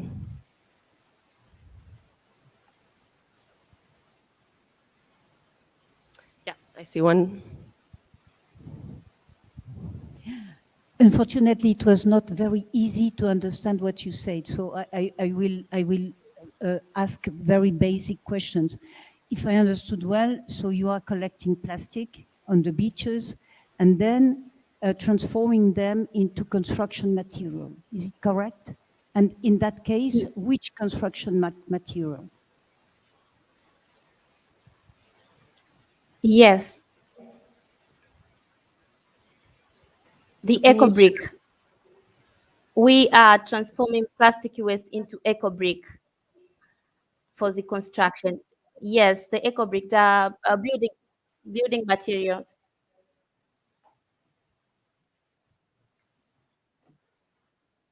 Okay. Yeah. Yes, sorry to ask, maybe it was in your presentation, but do you already have clients or are you just at the early stage of the development?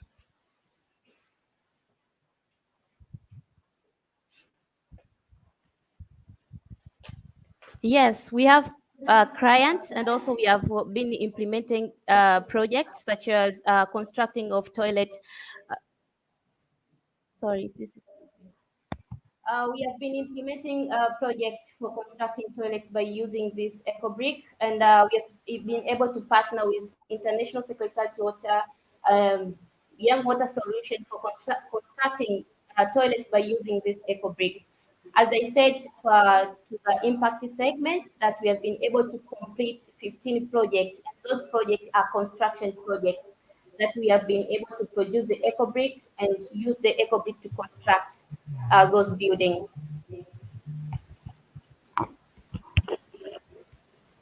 Great. We have time for another question.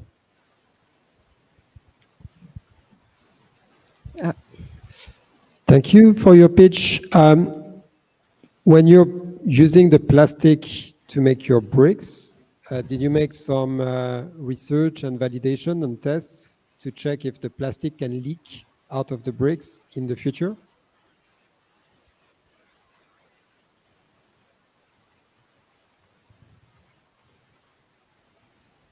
Yeah, definitely. That's why we have able to deliver our eco bricks to the laboratory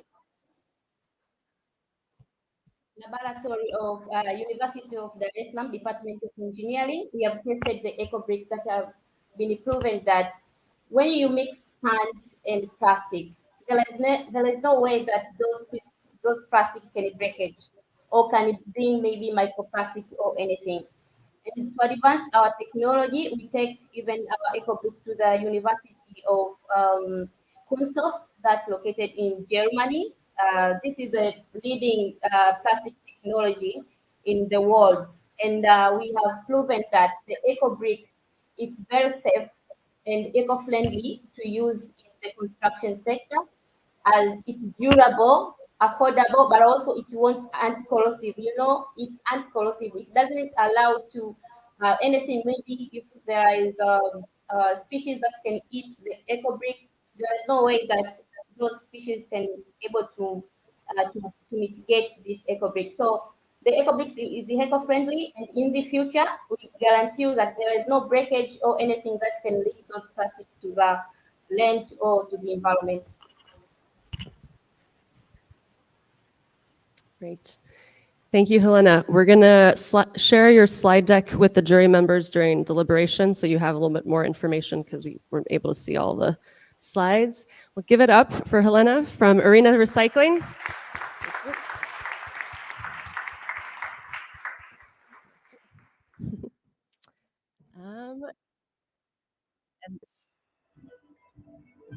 Okay, so last but not least, we have our final pitcher of the evening, Kevin from Spirumarine. Please give it up for Spirumarine.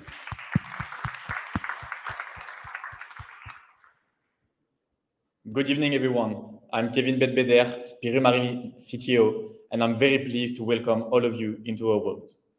Let me tell you a story called Back to Our Future. Once upon a time, 4 billion years ago, an extraordinary microorganism called spirulina was living in our primitive oceans. Recently, spirulina has been referred by the WHO as the 21st century superfood for humanity. In our very next future, humanity will have to solve the challenges of feeding 10 billion people and the chronic lack of fresh water. The good news is our innovation can solve all those challenges. Our innovation is called Spirubrez. Spirubrez, a seed, a worldwide single-strain, 100% seawater marine spirulina, and a unique production tool and industrial process in vertical tanks called the Spirulab. The Spirulab delivers innovative products to major global businesses, human food, and cosmetic pharma. How does it work? Protected by 2 patents, Spirulab is a mobile, compact, and customizable factory that delivers our unique, fresh, waterless marine protein. Spirubrez protects biodiversity being reseeded for production, and the Spirulab reduces greenhouse gas emission by optimizing the carbon capture per hectare. The Spirulab has been awarded by France Relance Plan. Our ambition for the future: accelerating the go-to market for superfood for tomorrow, providing the cosmetic and pharma industry sourcing for antioxidant, immune system booster, and cells regeneration properties. To finalize France Relance program, we are looking for 500K that leverage additional 400K from BPI, then launch for both programs. Thank you for your question. Thank you for your time. We're going to start with question. Thank you, Kevin. And thank you, Spirulab. Do I need to keep sharing my screen? No, as you wish. Just like that. Okay, so now for jury questions.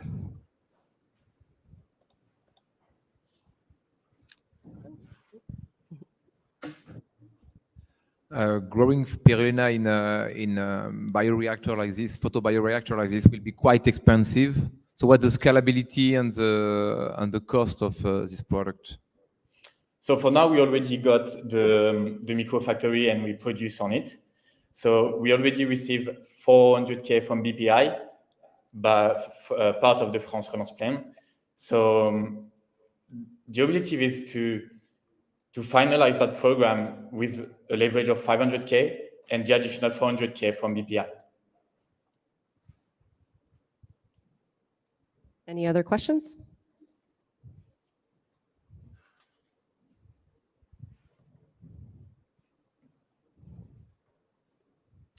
They can be clarifying questions, any type of question.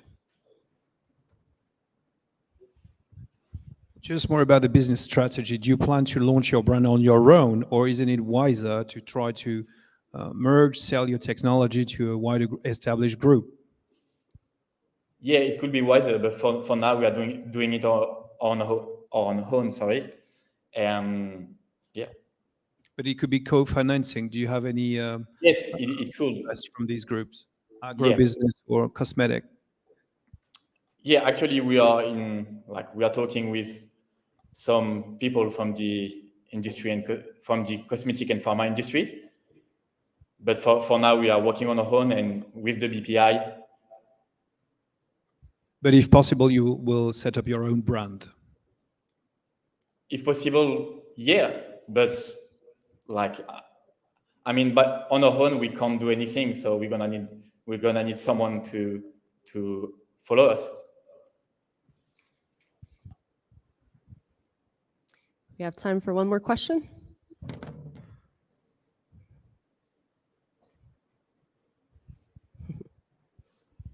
Once again, in terms of price, how much your spirulina will compare with normal spirulina that is produced by the usual stakeholders in this industry?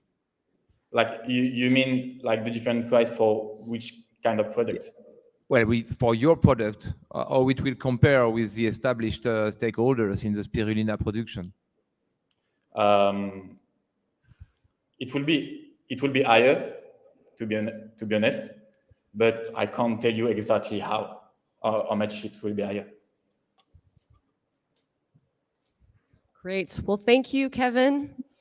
From Spirumarine, please give a nice welcome. Yes, thank you. So that concludes the pitching section of our evening. It is not easy to distill all this information into 2 minutes.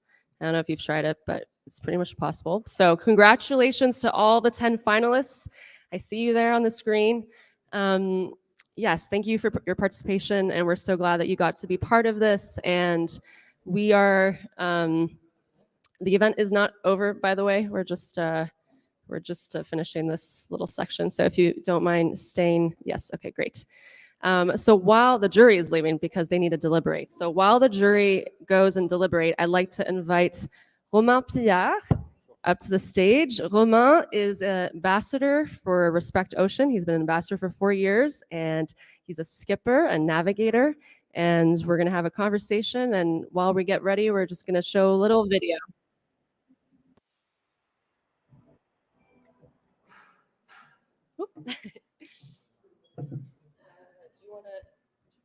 Tu veux t'asseoir ou tu peux rester là? Ah oui, après, ouais. Ouais, pour la vidéo. L'océan est le premier poumon de la planète et le premier régulateur du climat. Aujourd'hui, l'océan est en danger. L'humanité est menacée. Je suis Romain Pillard, activiste et navigateur. L'océan est mon élément et mon champ d'action. J'ai récupéré un traitement de contre légende à l'état d'abandon. Et lui redonner une seconde vie en appliquant les principes de l'économie circulaire. Réduire, réutiliser, recycler. À travers le fonds de dotation Musipégel et soutenu par mon équipe et mes partenaires, je me suis donné une mission avec ce climat géant, me lancer dans les plus grands défis sportifs et humains en mer pour sensibiliser les populations à travers le monde. La sobriété et le changement de nos modes de consommation sont nécessaires et urgents. Le changement vers une économie circulaire indéniable. Il n'est pas trop tard pour renverser la tendance. Alors, agissons ensemble, maintenant. Oh, thank you, Romain. That looks beautiful. Yes, we do need a mic for Romain. Ben, I think, is with the jury, so we're going to borrow another mic over here. Can we turn on in the tech room mic 3? Yes, okay, great, thank you. Hi, everyone. So, Welcome. Jessica, Yes, Romain. time to go offshore now. I'm so happy you're here. That experience looked amazing, and I can't wait to hear more about it. But first, can you tell us a bit more about the origin story of Use It Again? Yeah, so Use It Again is a boat now, and it's especially a commitment for ocean protection. So I am an entrepreneur, and I'm a sailor as well. And I sailing is my passion. I sailed at the top levels. I started in 2000, and then I created a sports marketing company and other projects. And in 2015, I met the previous owner of this fantastic boat. And this boat is former Ellen MacArthur's trimaran, the boat on which he broke the round-the-world record single-handed. So it was in 2005. And then the boat has changed hands, and it was a kind of abandoned. And in 2016, I met this guy, the owner, and just by chance, that was in Asia, nothing related with sailing and Brittany, where I'm based. And I told him, whoa, what are you doing now with your boat? I know this boat for a long time. I used to sail with Hélène in 2000, but on another boat. And he told me nothing. The boat is kind of abandoned, and not with no maintenance, etc. So I said, oh, this boat deserves a second life. So it needs to sail again. I know it was a very good one, very reliable, and quite performing for sure. So it all started like this, and I decided to invest in this project, to buy the boat and refit it according circular economy principles. It means that we had in mind that if we use this boat, this old boat, it would not be as fast as the newest, as the latest boat. So we had to give, we had to do something else with that boat. So we decided to refit her boat with existing material in order to limit our impact. So all the boat refit was done this way. And for sure, you can see screen some old sales. But we did this for everything we could on board. All the engine, I preferred, for example, I preferred keeping the old engine and checking every part of it, than buying a new one, etc. So it was quite challenging. And in 2018, that was my first race, Route du Rhum. French people probably know this race, and for others, it's the most famous single-handed transatlantic race every 4 years from Saint-Malo in Brittany to West Indies in Guadeloupe. And that was the first time I sailed with that boat, and it all started this way. So that was a crazy project, and being on the starting line was already a challenge and a victory for me. Wow, that's amazing. And it sounds like your boat is almost zero emissions practically with all, or is that too bold of a claim? Yeah, it's very hard to say zero emission. very hard to say that. But we all know that building this kind of boats of 100% made of carbon produce a lot of emission, etc. But mine is an old one. I did not do that job. But even when you refit and you maintain such a boat, you have to use some paint, some products, some resins and tissues, which are not very much eco-friendly yet. But there is a lot of improvements. But on the energy side, I'm quite green. I would say, using solar panels, wind turbine, and hydro generators. So I never turn on my engine to produce the energy I need on board. That's amazing. So tell us more about this Route du Rhum and the last 6 months it was that you were on a boat? Yes, that was, yes, Route du Rhum last year was a really tough year in 2022 because first there was a westabout around the world, which was an incredible project. So I decided to make an attempt of this huge challenge, which is a westabout around the world, The record itself is 122 days, and I was with a guy. I studied with a guy, and I decided to do this this record because it was quite interesting doing this because opposite to the right side, the right direction, which is the one of Van de Globe race and all the other records around the world. This one is much more challenging. The proof is that it lasts for almost 20 years, so no one broke it since that time, and only 5 people did this sailing. Yeah, in the modern times, we say. I don't count on Magellan and his fellows. So that was a very huge challenge, and we decided to do it because first this boat was able to do it. We can notice that this is with that old boat, very reliable, that you can probably break this record, and not with the latest one, full of technology, foiling, flying over the water, which are too fragile, and each time they touch anything on the water, they break something. So they are fantastic boats, but not made for this kind of tough challenge. So there was a possibility to break this record, and then there was moreover this the idea of going on the wrong direction, on the other direction, is probably what we have to do on Earth. That changing our mind, changing our way of doing things. So that was a nice idea of saying, okay, I'm going opposite, not following what everybody's doing, and we decided to do this. On the sailing side, when we left January 22, that was a fantastic challenge for sure, sailing two-handed this round the world.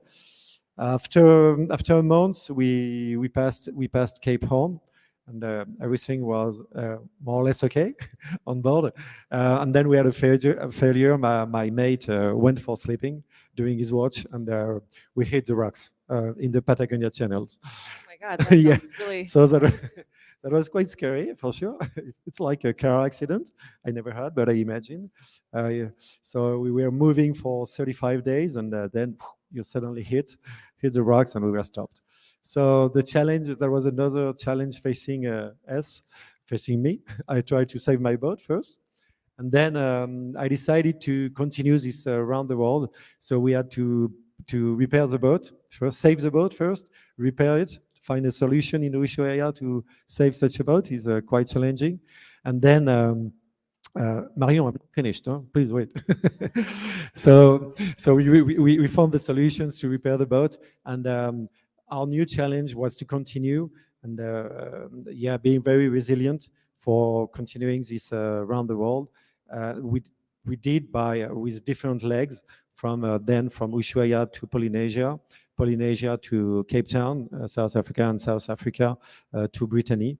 And this last leg I finished with my son, my 16-year-old son, who is also very committed to environment and very much concerned about this. Wow, what an adventure. That sounds amazing. I wish I didn't get so seasick, otherwise I would be out there on the same I'm boat with seasick you. too, don't worry. Okay.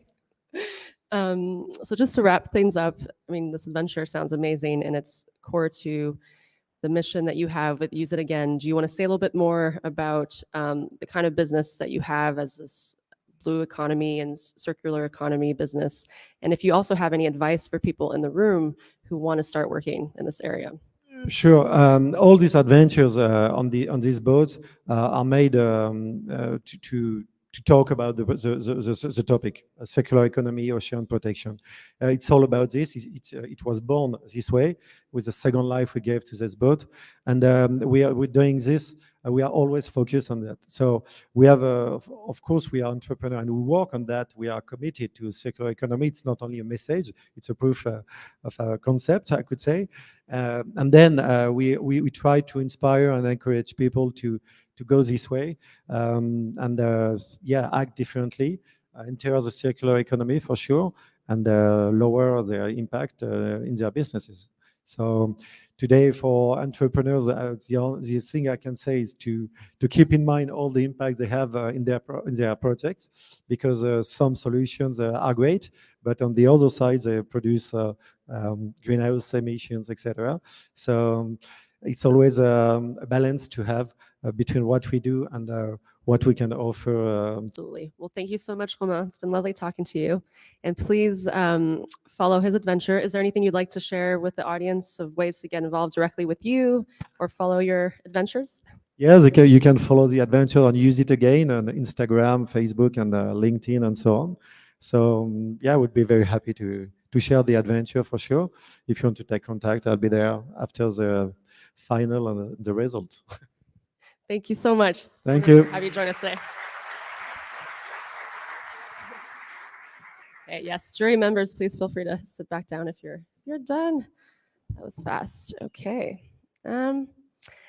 So now I'd like to invite Bérangère from our sponsor Sogena to take the stage, and we want to thank the sponsor especially for allowing us to have this cocktail party tonight, because without them we wouldn't be having the booze and the food.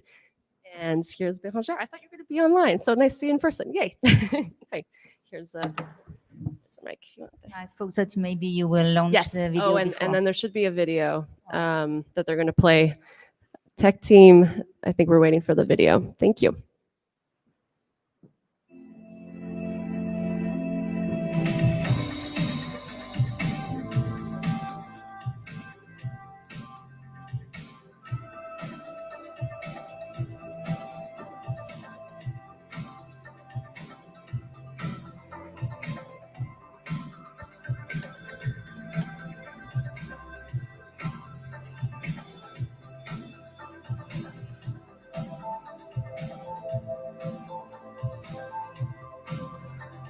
Les résultats sont tout à fait satisfaisants et même bien au-delà de nos espérances, puisque le salon progresse de 15% en termes d'exposants, ce qui est assez exceptionnel en ce moment en Europe en particulier, pour sur l'ensemble des salons.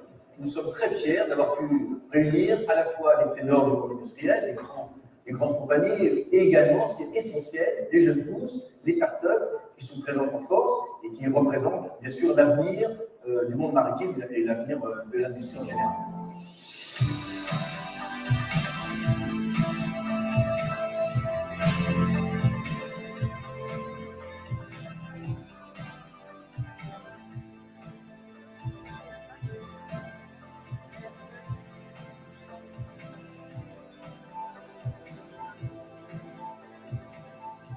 Nous sommes heureux de vous donner rendez-vous à la prochaine édition, en 2024, qui se tiendra ici, à Marseille, au Parc Château, du 30 janvier au 1er février 2024.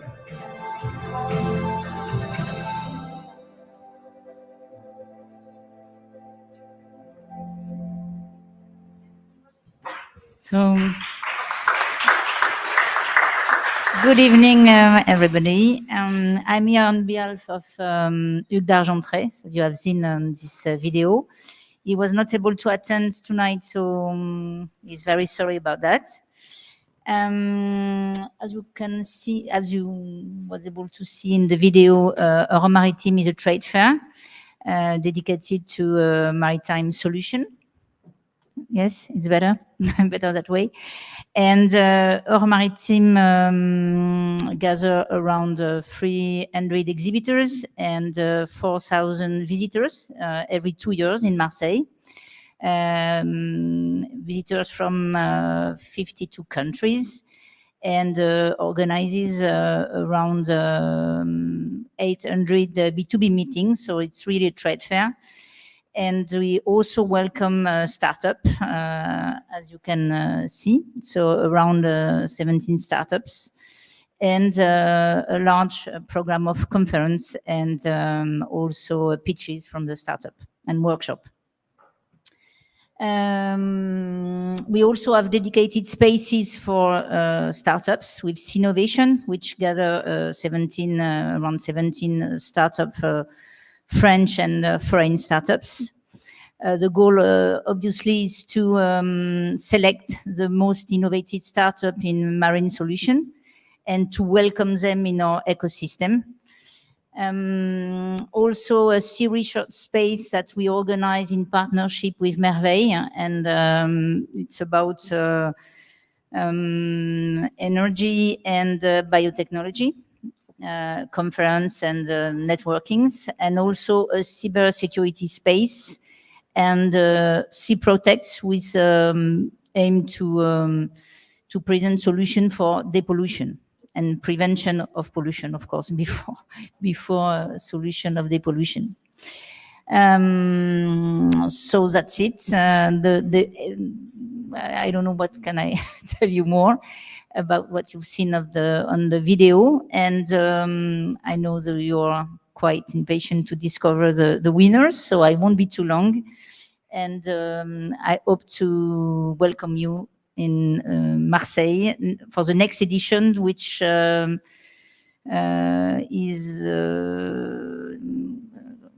which will be held, excuse me, at the end of January 2024, and beginning of February, from the January 30 to February 1st. Thank you Wonderful. very much. Thank you so much, Bérangère.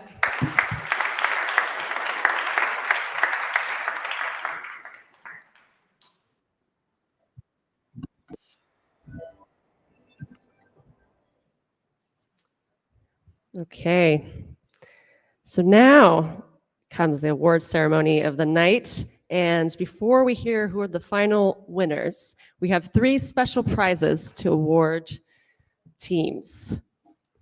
So first, for our special award for biodiversity, I'd like to invite Alain Pibault to the stage. Thank you, Alain.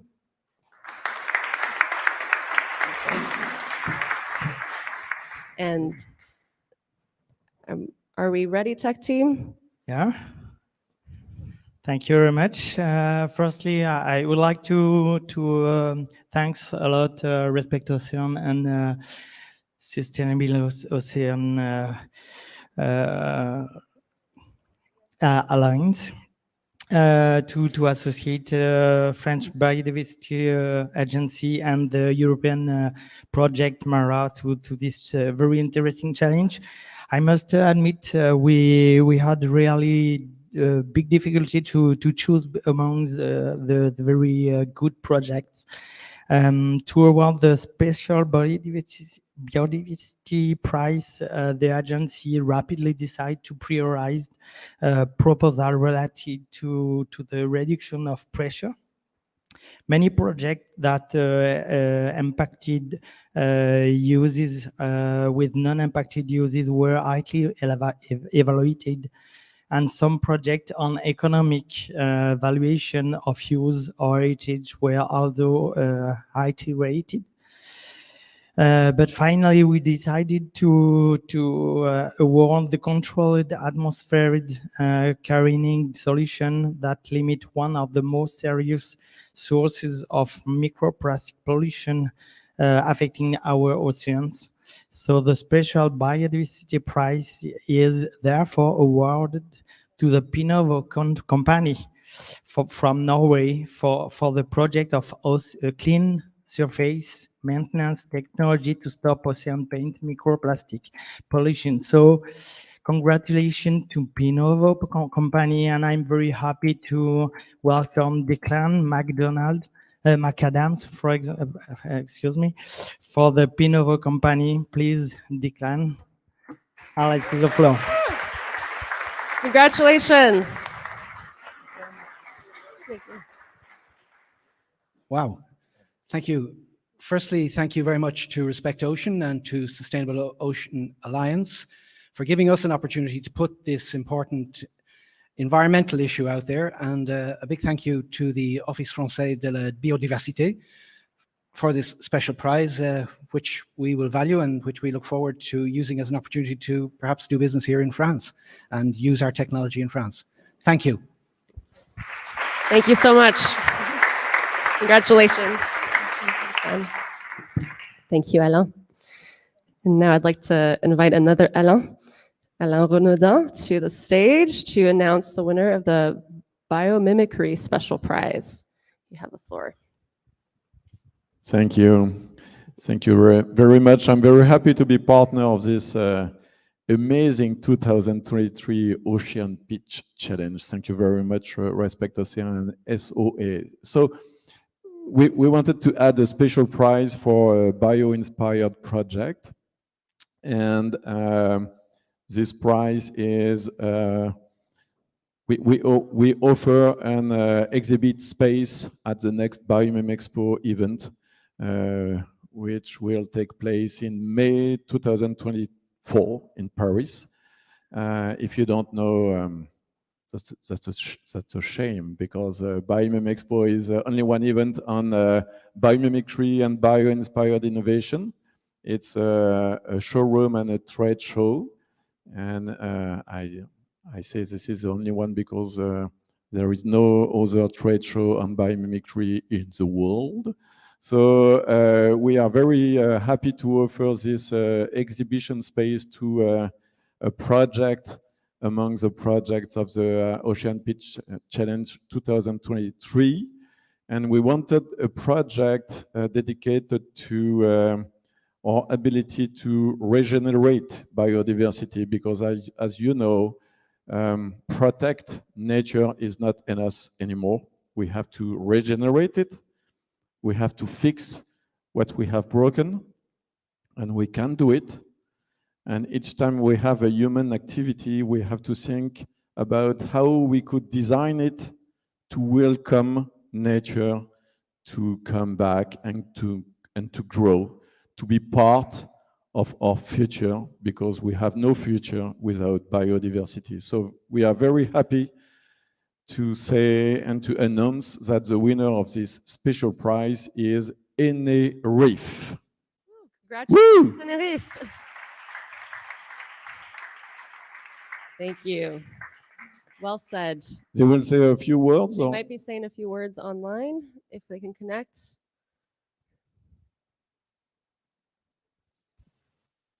Hi, everyone. Hello, everyone. Hi, thank you so much. We are Nicolas and Lucia. We're so sorry we cannot be here, but we are super grateful for this opportunity. We're really looking forward to this exposition in a year, and we're super grateful for all of the teams and associations and organizations that made this possible. So thank you very much for supporting us, and see you in a year. Thank you so much. Oh, thank you, Tenerife. You're very welcome. Thank you, Alain. Just a word. They put artificial reefs at the base of offshore wind turbines to help biodiversity to colonize this artificial reef. Because as you know, each time you put artificial houses inspired by natural marine houses, biodiversity comes back. It's we are very enthusiastic about that kind of projects. So congratulations, Tenerife, and you are very welcome to BioMem Expo. See you soon. Thank you. Thank you. Looking forward to meeting you. Thank you. Thanks, Tenerife. So Tenerife wasn't one of the 10 finalists, but they were one of the submitters to the Ocean Pitch Challenge and wanted to recognize their contribution. All these projects are doing incredible things. So last but not least, we will be announcing the final special prize. I'd like to invite my colleague Ben up to the stage to announce the special prize for early stage startup. Thank you. Thank you, Jessica. So yes, another special prize to award an early stage solution.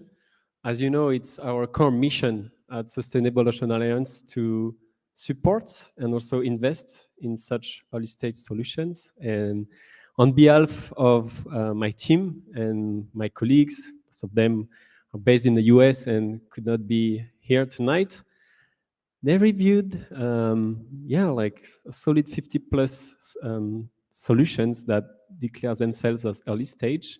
And yeah, I'm very happy to announce that Turn to Turn, it was maybe already in my back, I guess. So congrats to Turn to Turn. They Congratulations. They will have a chance to join SOA program and work with Jessica and our amazing mentors to develop and scale their solution. I'm sure they want to say a few words. Yeah, hello. Thank you so much. It's a great honor, and I think that our whole industry of what we are doing is in quite an early stage, although we are already 2 or 3 years in the market. We do need the trust and the endurance of the market to open the funds that needed to collect those non-recyclable plastic that we are dealing with. And we are honored to receive this award. Thank you so much. Yeah. Thank you, Barak. See you soon. Thank you, Barak. Congratulations. Thank you. Excited to work with you. And our mentorship program, for anyone who is interested in it, you can all be great mentors to our young ocean leaders and our startups and ecopreneurs. So come see me after this if you'd like to hear more about our program. Thank you, Jessica. So we now have the tallies in, and we're going to find out who you voted for as your favorite startup. So are we good to confirm? Can I press the next slide, tech team? Yes, okay.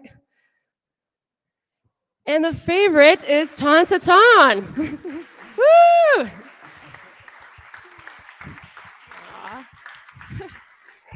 Thank you again.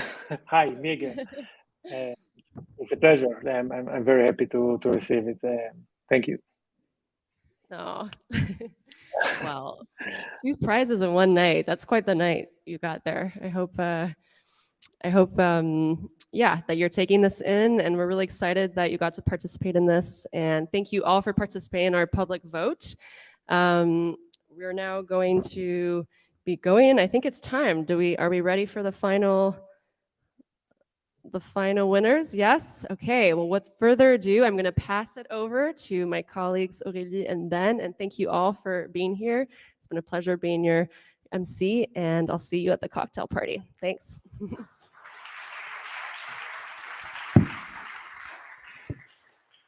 Thank you. Thank you very much, Jessica, for this amazing moderation of the event. Maybe a round of applause to Jessica. Thank you.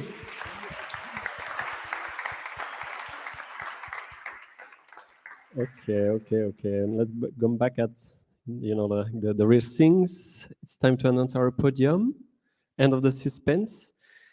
Our amazing jury members today had the difficult task of selecting the 3 winners of the 2023 Ocean Pitch Challenge. Of course, want to thank them again for the time and dedication. And without any further ado, coming at the 3rd position, I'm calling in Vlinder. Woohoo!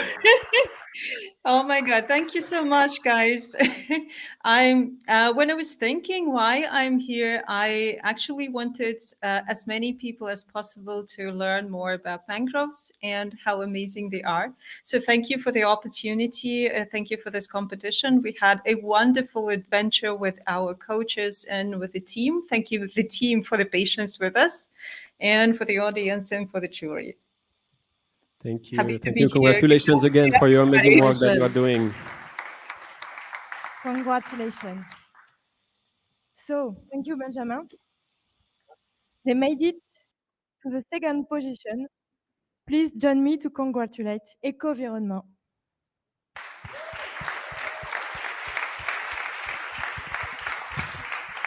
Congratulations! Yeah. Yo. I'm so happy right now. I'm so happy. Thanks to the judges. Thanks to everybody. Thanks to all the finalists for this year's Ocean Pitch Challenge. We are pretty much excited, and let's take the ocean solution innovation to the next level. Thank you very much, everybody. Yay! Yeah, thank you.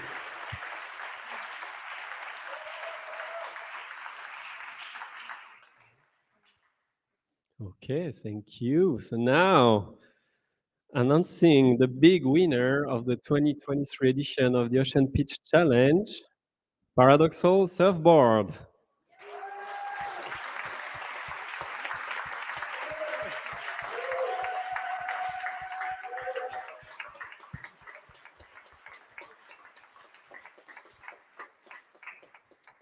Wow. I'm really happy and really exciting as well.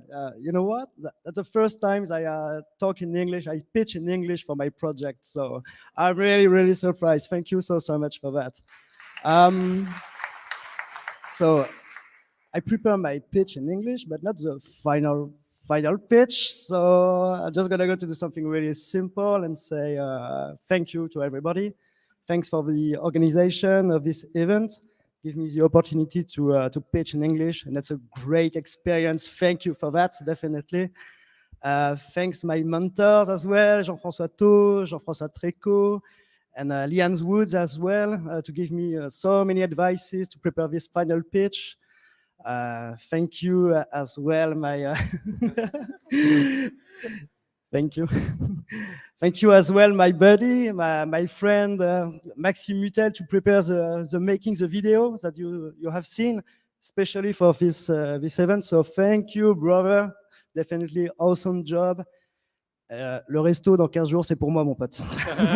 T'inquiète. Thank you. Congratulations again. Yeah. Thank you so much. Thanks as well, my family and my girlfriend, Sonia, to give me each day a lot of energy to improve myself, to continue for the creation of this company. And thank you to finish all the competitors as well, and you for watching my pitch. And hopefully we will see you next time in the ocean with a paradoxal surfboard. Have a great time. Thank you. Thank you. Congratulations.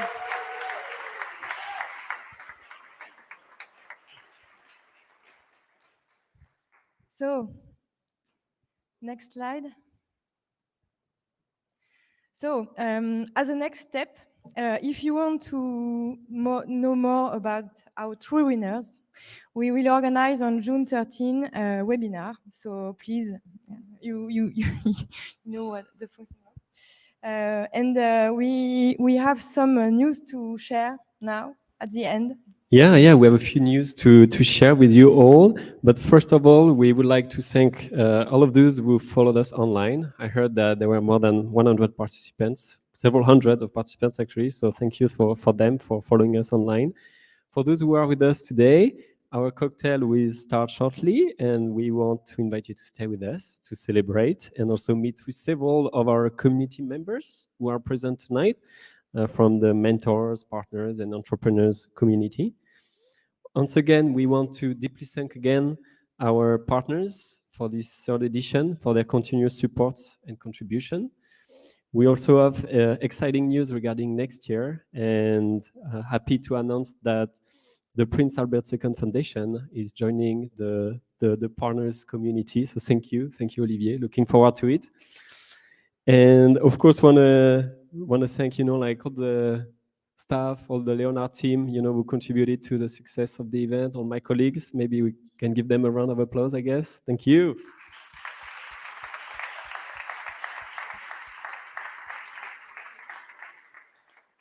One last word on our collaboration with Leonard. We have left a few reports on the blue economy here in the room. There are English, French versions, so feel free to help yourself. And yeah, again, thank you to all. I guess that's our closing. And we want to invite jury members and colleagues to stay with us for a few seconds after the event is closed, so we can take a family picture. So thank you, everyone. Oui. What? Yeah, it's okay. No, thank you. He's joking. Thank you. He's joking. Okay. Okay. I want to my team, all the team, and the technical team come here because they make a great job today. So I want you to applaud them. Applaudissements. Come, everyone in the régie, come out to